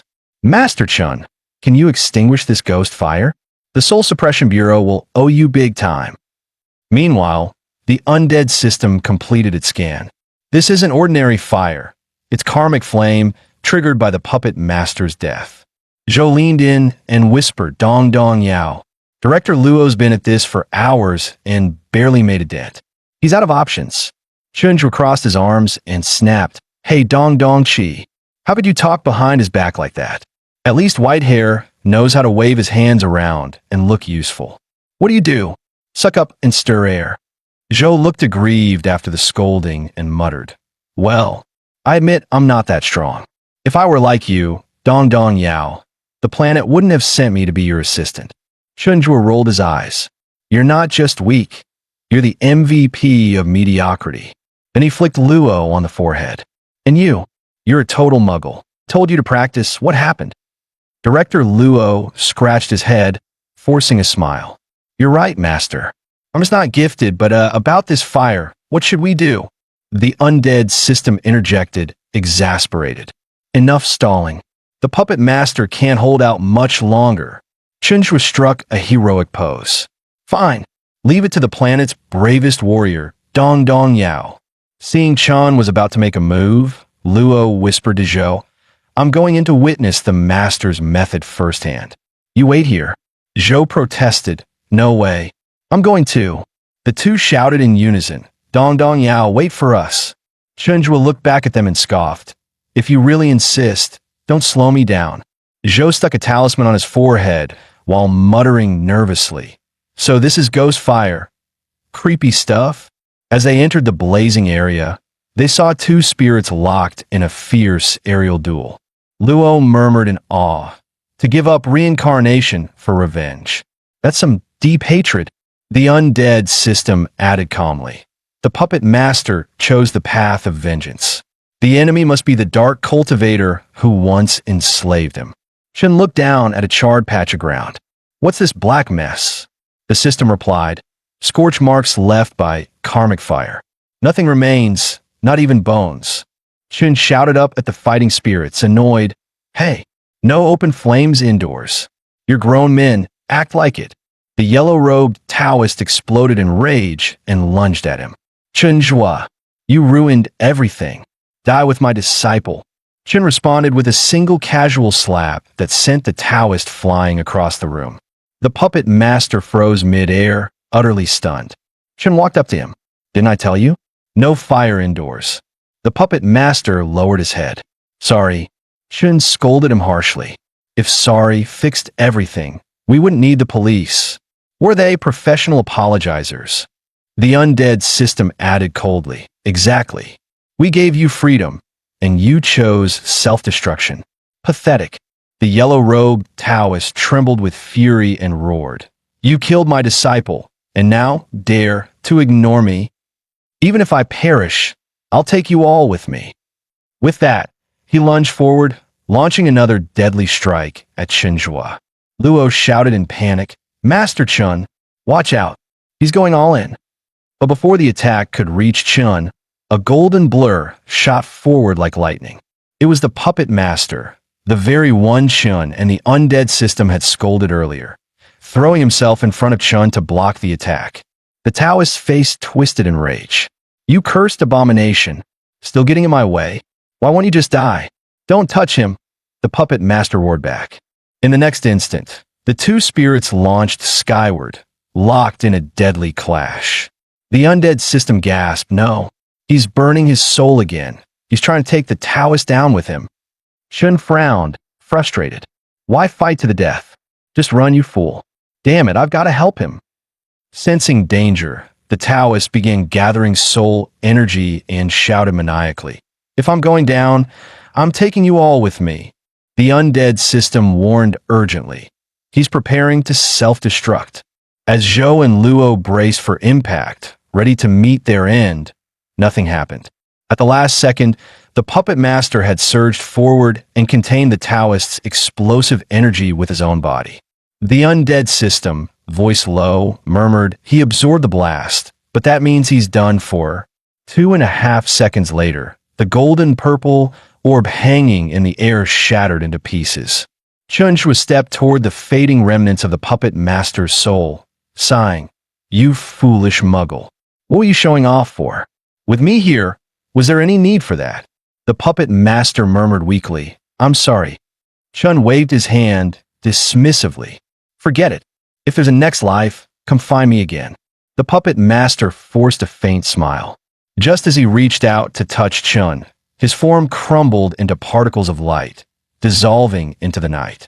Chun stood silently, watching the remnants drift away, his eyes briefly clouded with something deeper than usual sarcasm.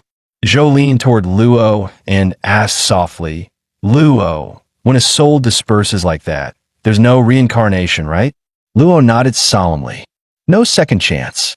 That's it. The undead system added with a faint sigh. At least the evil's been purged. That's something.